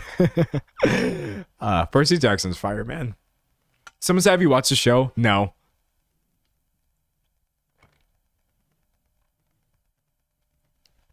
Someone said, I actually get giddy when there's a great character with my name. Yeah, honestly, of all characters to have the name D'Angelo, I don't blame Nico. He's a pretty cool character. Very emo, very emo. Someone said the later books are my favorites. Yes, I like the later books, honestly, so much more than the OGs, even though the OGs were obviously good. Someone said I loved Wallace and Gromit. Oh yeah, there's not much crossover there, but I love Wallace and Gromit, dude. Oh my god, this is like one of my favorite. I'm sorry, I was gonna call it IPs. I sound like the McDonald's CEO eating a burger and being like, oh, I love this product. This is one of my favorite intellectual properties. Would be Wallace and Gromit. Dude, it's so good. If you have never, I don't know, just watch it. Just stop. Just watch at least one Wallace and Gromit short. You can literally watch any of them. They're so good, man. Also, because of that, I have had I've been like honorary British humor vibes ever since I was a child, because I did watch this when I was probably 4 or younger. They predate me by quite a bit. And I liked this. I can't think of the other British things I liked as a child, but there was a lot of British shows. Like we would be watching whatever came on the BBC. It would be like Robin Hood adaptations and stuff like that, and a lot of British comedy and like really dry British sitcoms that we'd watch as a kid, we being my mom or whatever. And so yeah, I feel like I turned out kind of dry. I feel like I came out kind of dry. I also, another really big inspiration when I was younger, because I just thought this was the funniest thing ever. I really, really liked Garfield as a kid. Now that I'm older, I feel like I don't know. I still like the older Garfield comics. I don't really like Garfield as it currently exists. But I have a lot of nostalgia for Garfield as he was. And so between Garfield and niche, dry British things I would watch as a child, by the time I was like 12, I was like the most annoyingly sarcastic person that you have ever seen in your entire life. I've had a really interesting journey with sarcasm, which hold on, let me drink some water.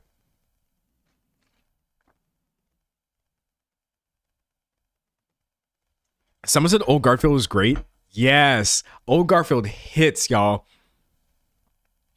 I personally don't think that I'm sarcastic currently. Or if I am, I feel like I usually immediately clarify. I think I immediately clarify when I'm being sarcastic nowadays, because like a lot of people don't automatically understand sarcasm. And that could be for any number of reasons. It's just not their humor style. Some people may even have, I don't know, like conditions or whatever where sarcasm just does not work for them. So I think nowadays when I'm being sarcastic, I try really, really, really hard to lampshade it. Like I'll say, for example, oh, Jim Carrey has been cloned, said no rational person ever. Like you can follow up the sarcasm with things that are not going to confuse people, and I think that's a little bit better. I just don't feel the need to be like a sarcastic jerk as much as I used to when I was younger. I used to be all about it, always having the last word, and I have a bad habit where sometimes I will still do it because it's funny, but like, I don't know. People respond so poorly to sarcasm. Someone said, I hate sarcasm when it's used in a passive aggressive way. Yeah, no, people respond poorly to it and people use it badly. So it's like this mix of things where you just have to be careful. If that's like what your entire humor style is built on, it doesn't like work for everybody, and you don't have to work for everybody. But yeah, I think I got more like, I don't know. Younger me would honestly consider me to be really boring. As I am now, it's feel like, oh God, he's so cringe. But it's just kind of, there's funnier things you can say. Also, what happened? Someone said I can't catch sarcasm that much now that I'm not a sarcastic jerk myself anymore. That literally happened to me. Okay, I'm being serious. Like, teachers hated me. I mean, they didn't hate me because I was also smart. Okay, wait, sorry. The bragging is getting crazy, but I'm just going to be honest with you. I had really good grades, and so really nobody could tell me anything. Oh, you don't like my attitude? Well, you couldn't even grade the class on a curve because of my paper. So like, It was bad. It was really bad when I was younger. I definitely needed somebody to put me in my place. And it happened over and over and over and over and over until I got to a point where I was like, oh gosh, I'm just tired of getting my behind handed to me by people who telling me I'm too big for my britches, because I was too big for my britches. Honestly. And so I think I kind of got the sarcasm and jerk mentality weeded out of me. And now that I'm older, I don't even respond very well to sarcasm myself, even though I feel like people still, they're too hard on it. I myself, I'm just kind of like, oh, you can be nicer. Why not be nicer? I think that's the thing, is like, some satire is so creative. It can be. But like, I turned into somebody who also now can deploy understanding. That's what it is. I wouldn't say sarcasm dropped completely out of my repertoire. Because you could literally go back at any point during the stream and pull me saying something sarcastic. I think the thing is, I now do understand there is so much value in understanding people as well and not making them feel silly or honestly kind of stupid just because you can. I think that was a lot of the basis of my sarcasm before, was just like, oh, bet you didn't think of this. You sound dumb. And then I would say it in a way where it sounds dumb and people would laugh. But like, that's not always useful. There are cases in which it's useful, and I will continue to be a sarcastic loser till the crows come home, honestly. But like, I think the average person, I tend not to meet them with any sort of sarcasm. And I'm just like, oh, that was really goofy, and I could say something really funny right here, but like, why not? You know what I mean? And that's just all that happened. I just got a little older, I feel like. Someone said the line between laughing at and with someone is thin. Joy is precious. Yeah, honestly, like, this sounds so cringe, but I kind of realized, what if somebody just showed up, said something, felt good about what they said, and then left feeling good about themselves, and I contributed to that by validating them or whatever? I'm like, that makes me feel just as good as getting some stupid quip in there.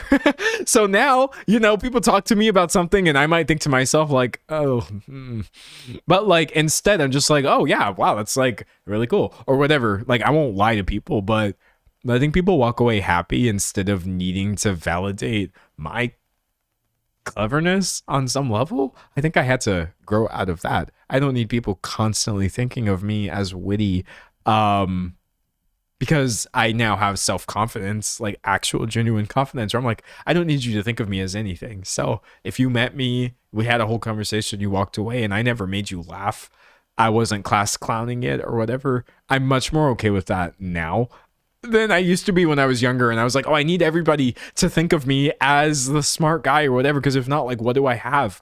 But yeah, it's tricky. It's a mixed bag for sure. Simultaneously,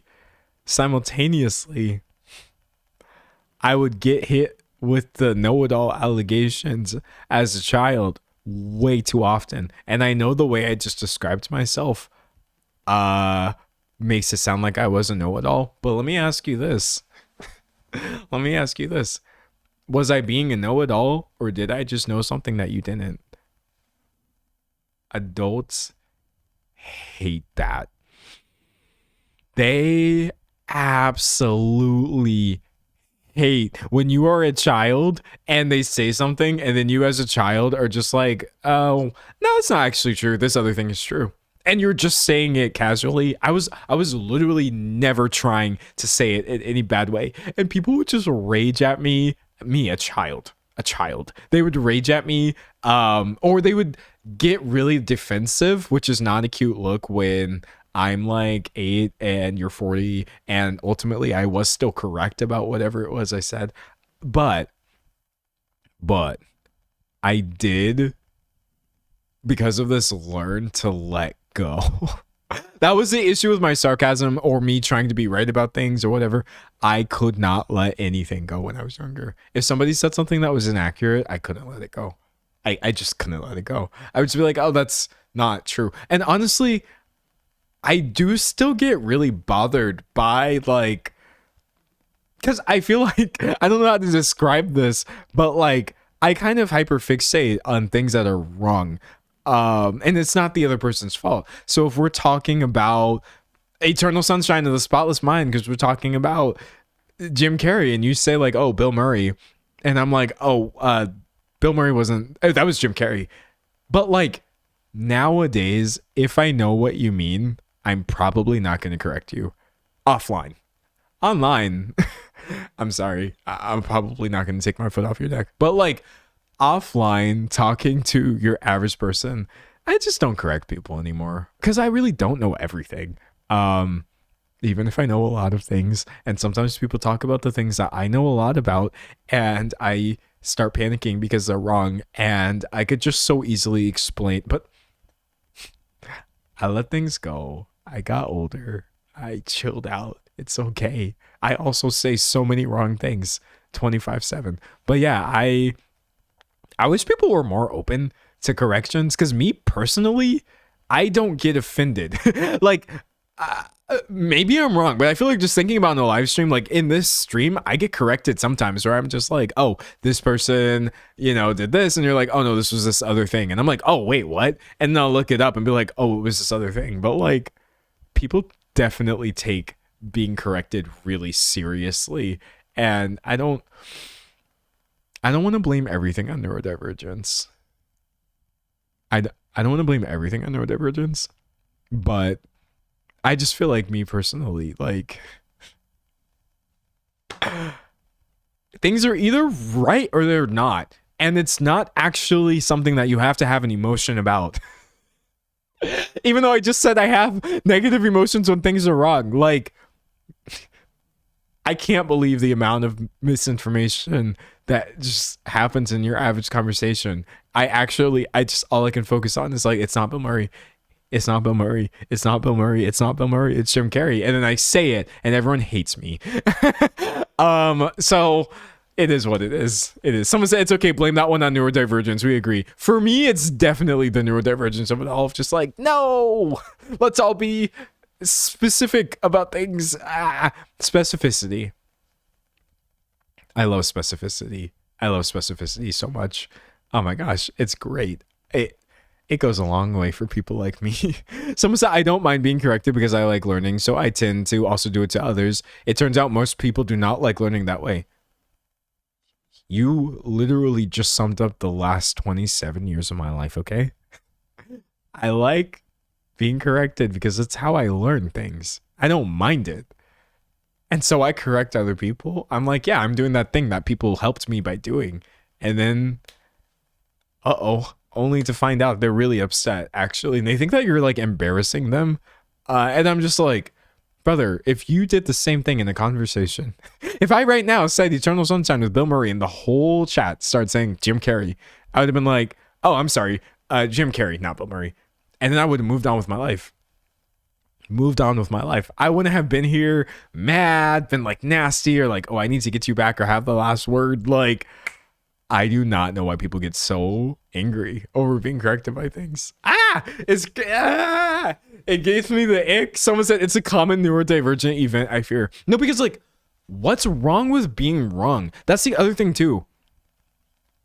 I pretty much never understood what's wrong with saying I was wrong. But you would actually think those words would kill people. You literally have to teach people how to say I was wrong and you were right. I feel like a lot of people now I'm just complaining about humanity. This is a misanthropic stream right now.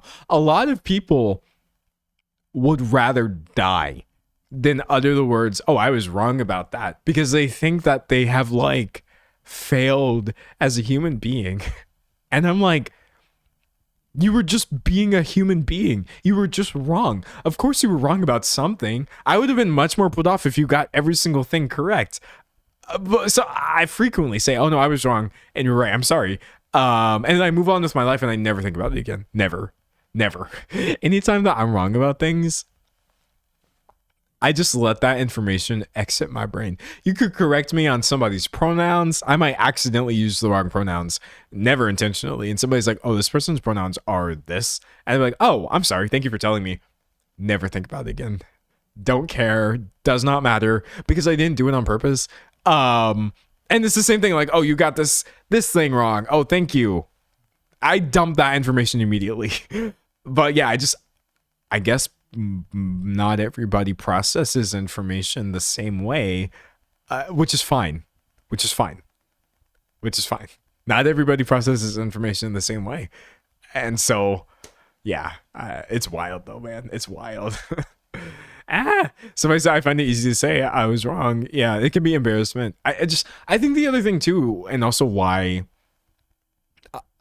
I'm sure I don't do the best job of it, but like, it's important for me to understand where being wrong comes from instead of making people feel stupid for being wrong. That's the thing. Like, there are some things that you should feel silly for. Like, if you believe cloning can create a copy of another human being, I'm sorry, that's too much misinformation.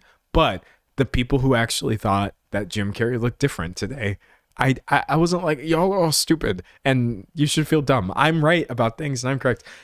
God, you get that information, or you get that attitude a lot when it comes to misinformation or info online, or somebody will. Let me ask you this: how many times have you seen somebody say that they don't know something and get flamed? Get flamed. I think Reddit is probably the worst place it happens, where somebody will be like, someone will use a word, and somebody will be like, "Oh, what does this thing mean?" Like 100 downvotes just for not knowing things or appearing to not know things on the internet will get you flamed. And I guess I understand why people don't want to be wrong. You don't want to be the person getting downvoted for not knowing things, but like, that's bad behavior. We really got to stop criticizing people for being wrong about things. It's so awful. It's so awful. Also, like, another pet peeve I have for sure is when people will get really pissy at you for asking what things mean, because they're like, let me Google that for you. There's this website, which I'm not gonna lie, I have definitely had to use this website. Sometimes people are actually playing stupid. Sometimes they're playing stupid. If I say, for example, sorry for the political example. We talked about politics earlier on stream. If I, for example, say, oh, our president is in the Epstein files, and you yourself are getting belligerent and explaining to me, no, he's not, or what's your proof or whatever. Google a cursory search using your brain at all, or any attempt to understand what this means, right? I'm sorry. Brother, just Google this and stop this conversation. Stop this madness immediately. But, if I ask you what something means, it's because I want your perspective on it. Don't mock me. Please. Do not tell me to Google things. If you bring up something that I'm not familiar with and I say, oh, what's that? Don't tell me to Google it. I care. Actually, because personally, like, explaining things to people is kind of like love language energy. It's as close as I come to having any sort of love language, is explaining things. So if I'm asking you, like, oh, what does this thing mean? I want you to explain it to me. And I also want your perspective on it.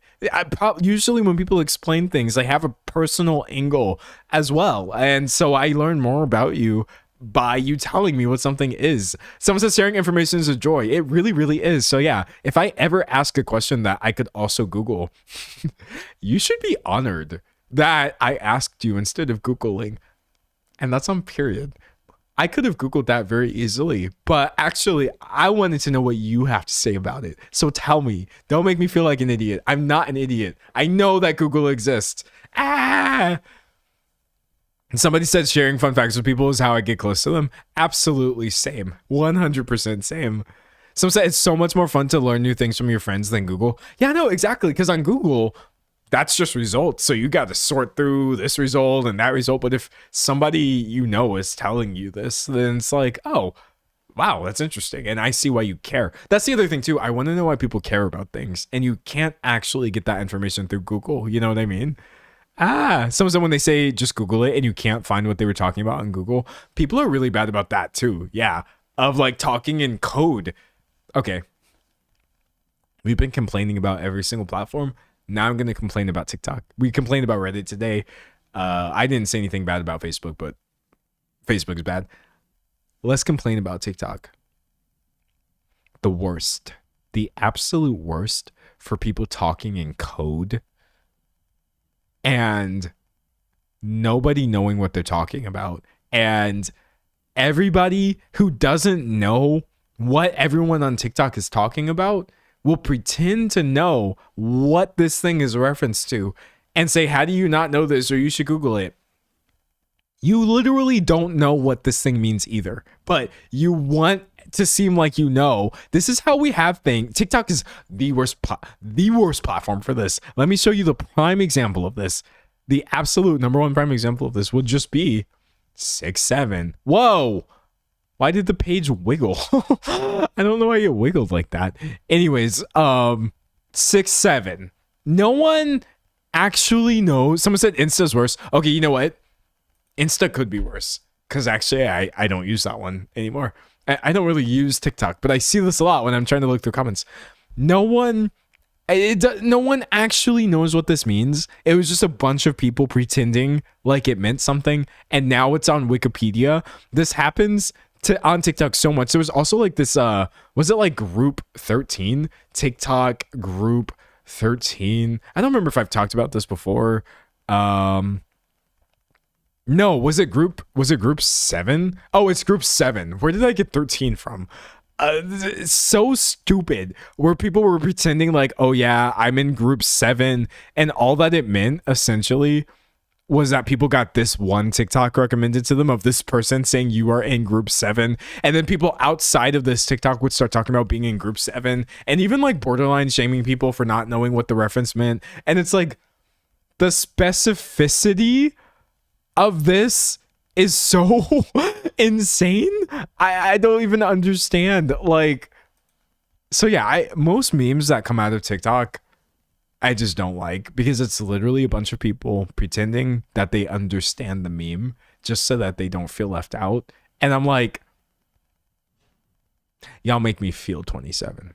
Y'all actually make me feel my age. Y'all make 6'7". Y'all make me feel like I'm 67 years old. I can't do this anymore, man. I can't do this anymore.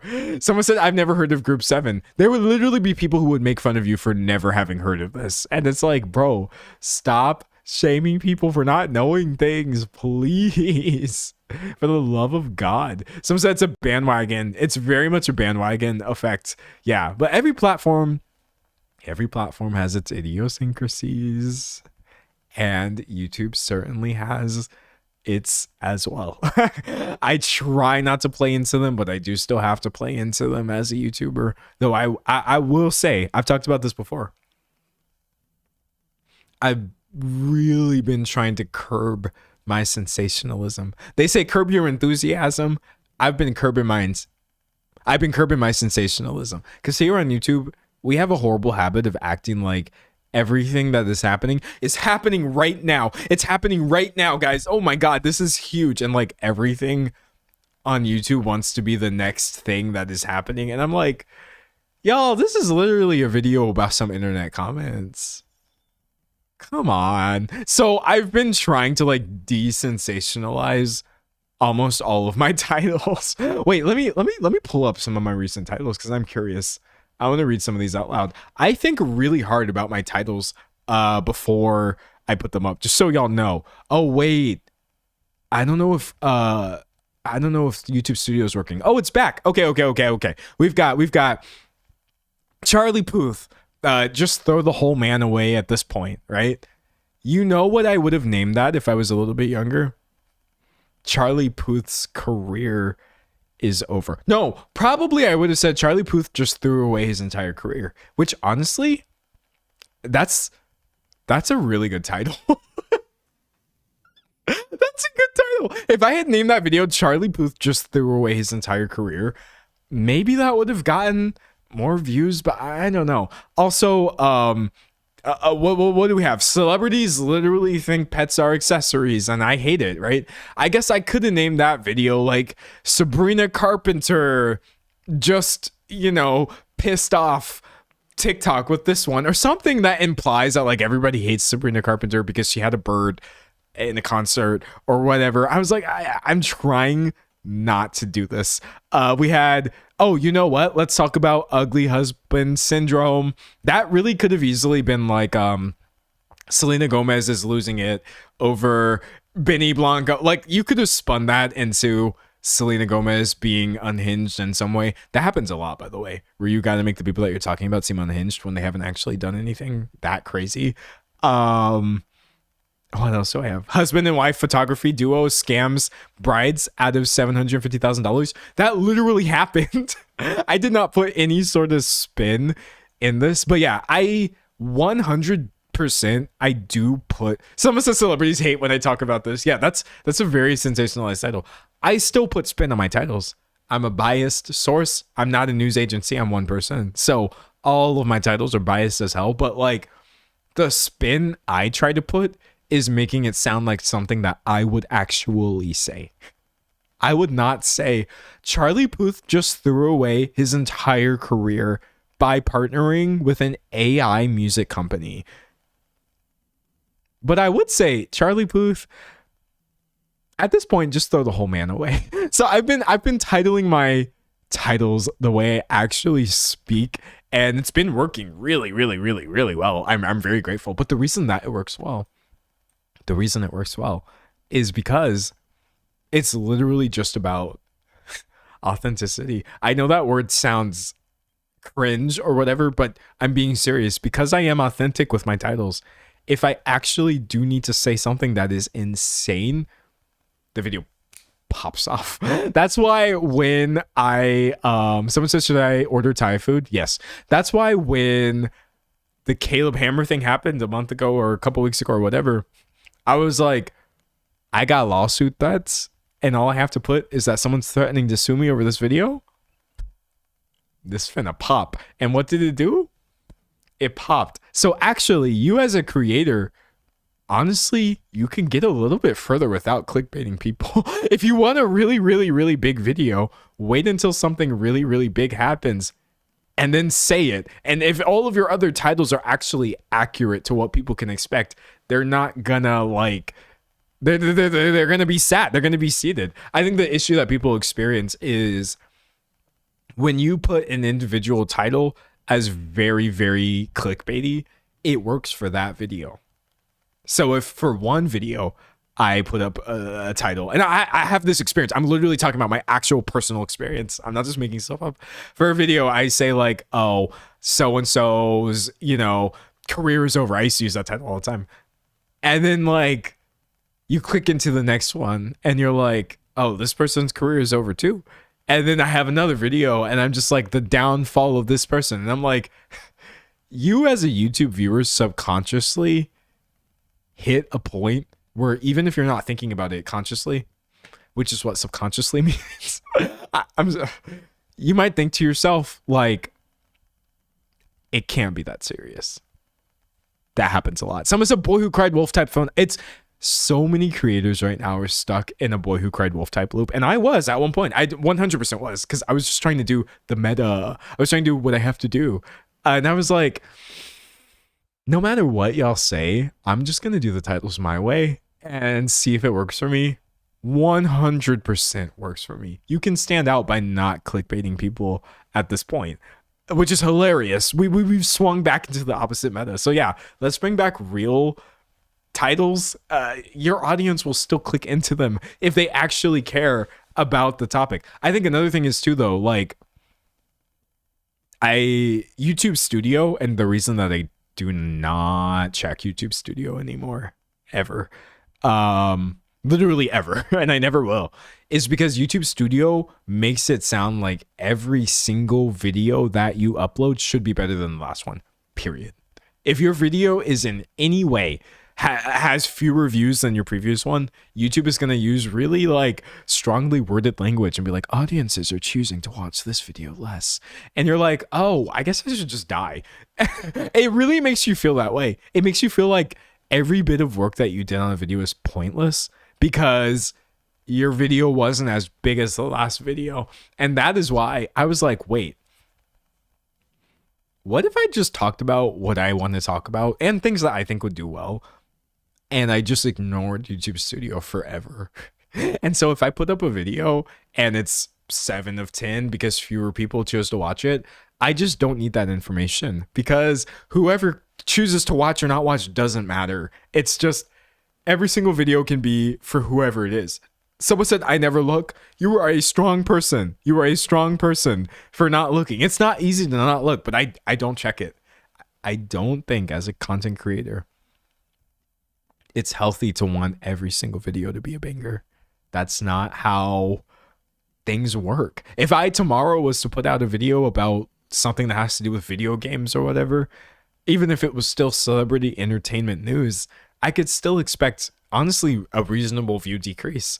And for fewer people to click into this, you might see this and be like, oh, video games, I'm not really into that. I'll watch the next one, or I'll watch it later, or whatever. Because the other thing that's really awful about YouTube and the way that it works, if people do not watch your video immediately, honestly, YouTube will penalize you a little bit. They'll be like, oh, in the first hour of this video coming out, everybody did not drop everything within their life to come rushing to watch you. Now, some people do that for my videos, and I'm very grateful, but that's not expected behavior on my part. And so that is why a lot of creators have this very like clickbaity kind of insanely superlative language in their titles. It's not 100% because they're just, I don't know, view hungry or whatever. It's like you don't want to work pretty hard on something and then put it up and then get dinged by the YouTube algorithm for literally no reason, just because you didn't make that one thing seem like it was the second coming of Jesus. So it's really tricky. It's really tricky. I don't blame creators for clickbait. I blame creators for misleading clickbait always. That's the thing. Clickbait is if you're misleading people into thinking the video is one thing and then you click it and it's not that. Yeah, stop. That sucks. But like having to do these crazy titles where everything is like insane and hatred or it's like you can either choose to the same content, just an equally good video can get a fraction of the views because you weren't clickbaity enough in your title. And it's like, I know that I'm a YouTuber making excuses for YouTubers, but I don't clickbait. I'm saying this as someone who doesn't clickbait. I still understand it. You literally have to do it. Otherwise, it just sucks. You put so much work into something for no reason. And that's the thing too, like on this channel, I don't care about that at all. This is my third channel. And so however the videos perform or don't perform is quite inconsequential to me. But like someone says, is it lagging? Wait, refresh the page. Refresh the page. Hold on. My computer turned off. I can't tell everybody to refresh the page.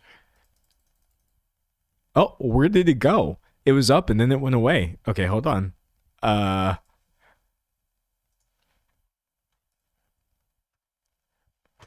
Refresh the page if you are lagging. Refresh the page if you are lagging. Do that challenge and you will be okay. I promise you. Anyways, someone said, if I subscribe to someone, it's because I want more of what I saw. If the next thing is more of the same or similar and it's just good, that's why I'm here. A lot of creators are smaller creators can be really bad about this. Chat. If you're a smaller creator, I'm telling you right now, this one comment right here is the most indicative of general behavior across the platform that you could possibly get.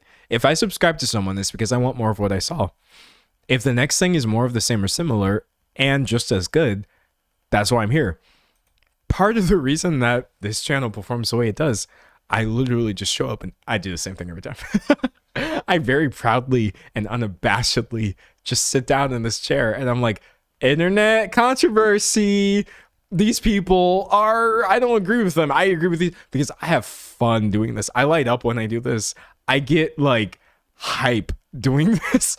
I get way too turned. doing this multiple times. I would do this more than 3 times a week if I could find more than 3 good topics. A lot of smaller creators kind of are like, oh, I want to do this thing and I want to do this other thing and I want to have like, I don't know, I want to be known for this, that, the other. No. Here's my advice for you. Pick the thing that you could do even if you weren't getting views for it, and just do that over and over and try to make it better than the last time. I won't say that I try to make my streams better than the last one, but they do get better. I feel like actually over time, I've had fewer technical difficulties. I've really liked my outlines lately. Like, you will naturally get better at this, but trying to have like a variety of things on YouTube and make multiple things work, you're going to be fighting against yourself and your own best interest. If you're like, I put up a video essay that was about like, I don't know, video games and then but now I'm going to do a reaction video to some video that's about cars or something, and like in your mind you kind of think like all of these things are connected because they're me and these are the things that I want to do or whatever. If you're not worried about views, that's a perfectly valid way of running a channel. But if you would like to grow, just find something that you get super hype over, because you will literally just naturally accrue a group of people who are super hyped to see you get hype over that thing that you do. That's it. That's the only content strategy. You will also never run out of content. I see a lot of smaller creators. Well, okay, it's kind of not fair in my case because things are always happening, so I never run out of content. But like a lot of creators are asking, how do I never run out of content? Find something that you actually never run out of the will to do, and you'll be fine. Way too many people start channels because they think like, is this niche popular? If I talk about this thing, will I get views? That's why a lot of people are uploading commentary videos. A lot of new people. There's some great newer commentary channels, but there's way too many like random commentary channels nowadays who are just like, oh yeah, you get views. But do you get hyped though? Do you go crazy? Do you go stupid over internet comments? Are you actually kept up at night? That's the thing about me. I go to bed and I'm genuinely like, the Jim Carrey cloning conspiracy is crazy. I wake up and I'm just like, oh my God, I wonder if Jim Carrey responded. And then I look and he didn't, but it's his rep that responded. And I'm just like, whoa, Jim Carrey's representative has responded to allegations that he was cloned or sent a body double to the César Awards. You have to be obsessed. It really helps to be obsessed, man. It helps a lot. Somebody said, what's your niche? My niche on this channel, I guess, is just drama commentary is the best way to put it. I like to call it, honestly, like, I think of it as like entertainment news, but the thing is like, not news because I'm completely biased. It's commentary on entertainment news, but like, honestly, it's all drama. It's all drama. I was never free until I accepted the label drama for myself. And then I was finally able to talk about any and everything that I ever wanted to talk about. Like my Jim Carrey video, I don't really think it's like a drama video per se. I don't feel like it is. Nobody was actually in beef with anybody. But then like there's other things to talk about and I'm like, this is drama. And we are going to be seated. We're going to be sat. I love this. Wuthering Heights drama, sign me up. It's so funny. Someone said pop culture commentary. That's what I tell, I shouldn't use the word normies. That's what I tell people who don't watch YouTube, just so they understand. Like, whoa, what do you do? Pop culture commentary. And then they're usually like, oh, I know what that means. And I'm like, great, that's what I'm doing. But yeah, no, you gotta, someone said dramentary. Very much dramentary vibes for sure. Like, honestly, drama channels, like ones that are in my mind actually drama channels, they have a bad rap for a reason, for sure. And I think my main thing that I was worried about was I didn't want people to think of me that way, as somebody who actually like starts drama with other people, or like God, what is happening out there? I hope they're okay, man. I didn't want anybody to think of me as like an actual drama channel, like somebody who just starts drama or like does bad research or like spreads misinformation or dude, there's drama channels are they're different. They're different. But you know what? The thing that I do so because you message drama channels, that's a reference to Shane Dawson. The fact that I can see a Shane Dawson reference in my live chat and immediately recall it does mean on some level we're absolutely doing drama content over here, baby. Trust. It doesn't matter how much effort I do or do not put into an outline. It's finna be drama. We sit down right here and you're like, okay, what are we talking about today? And I'm like, oh, you wouldn't believe. You have no idea what these people online are saying. And they're like, what are they saying? And I'm like, oh my God, they were saying he was cloned. And you're like, what do you mean? Brother, I love drama. It's great. It's fantastic. It's awesome. Someone said it works because you don't take yourself 100% serious 100% of the time. Yes, I used to when I was younger. That was just a symptom of youth. But especially where I am in my current just journey, brother, so many channels take themselves seriously. Actually, it's part of like the commentary starter pack at this point, that you kind of have to take the dramatic things you're talking about really seriously. Like, you guys, these things happened or whatever. But nowadays, I'm just like, listen, it's either stupid or serious. We could be serious if it's serious, but all of these things are, I can't make this clear enough. All of these things are so stupid. I'm not stupid for caring about them, and you're not stupid for caring about them either.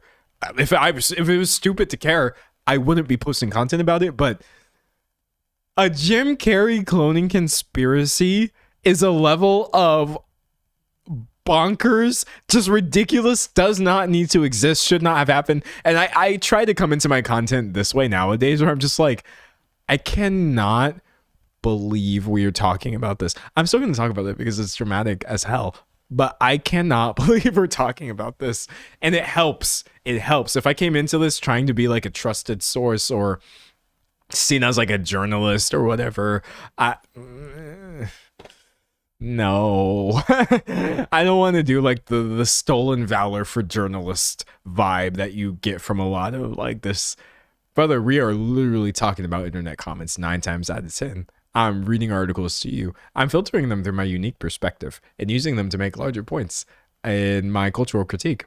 But like, I was on Reddit for 4 hours.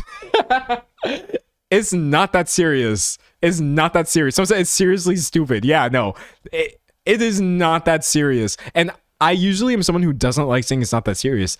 If things are racist or I'm talking like, oh, this is misogynist or something bad happened, yeah, those things are serious. But like, running a YouTube commentary channel is hilarious. Also, I need to log off, but I wanted vindication. Someone said the cloning thing is crazy. Next, they'll be saying Avril Lavigne is dead and replaced by a girl named Melissa. Yeah, no, you'll have not lived until you've seen the Avril Lavigne cloning conspiracies. Ridiculous. Okay, I'm probably going to do a really bad job at this. I might embarrass myself. Really, really bad. But I feel like so many times when I type online, it's really slow. Somebody said, as an aspiring YouTuber, is it really that easy? Well, no, it's also difficult because this is a job. That's the thing you should never forget about a dream job. It's a job, and there are no easy jobs. Granted, if you become a full-time YouTuber as your goal is, you're going to have it a lot cushier than other people, and you should not go around complaining about your job too much. But to any aspiring YouTuber in the chat, you better be ready to work. You better work. But anyways, listen, so many times when I type things on stream, it's like super duper slow. And I feel like I just seem like somebody who does not know how to type. Usually because I'm like, I don't know, I have 2 keyboards on my desk at any given time and it's a little awkward. But I wanted to show you. I actually do know how to type. Okay? I might do really, really, really, really bad on this typing test. I might do horribly, but I want y'all to see right now. Someone said practice. Okay. Oh God, I'm so scared. I'm so scared. If they say, who cares if one more light goes out in the sky of a million stars? It flickers. Who cares when someone's time runs out? If a moment is all we are, we're quicker. Who cares if... What is... This has got to be song lyrics. Okay, this is going to be really bad. Because I've never typed live. I have never typed live as a speed demonstration. I can already feel my muscles are like... You know how like when you laugh, your hands get weak? That happens to me. God, I'm going to try really hard not to embarrass myself. I'm actually going to move my microphone out of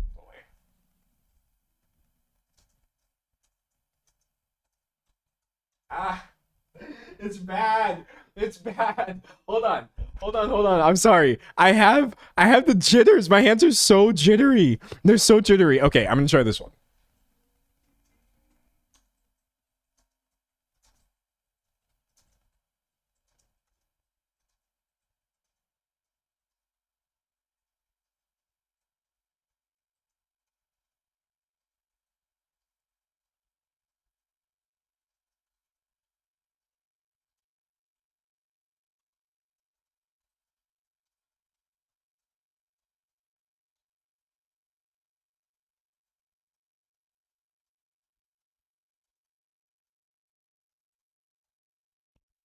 Don't ever come for me over anything. Nothing in this world. Don't ever try me. Don't ever test me. And if I wasn't live, best believe it would have been 100. It probably would have been like 105 or something like that. But yes, I absolutely just typed that up at 96 words per minute. Vindication for every single time I have tried to type on this live stream. Every single time I've tried to type on this live stream, and it takes me so long to type a single word, and I always misspell everything. And with that, I bid you good day.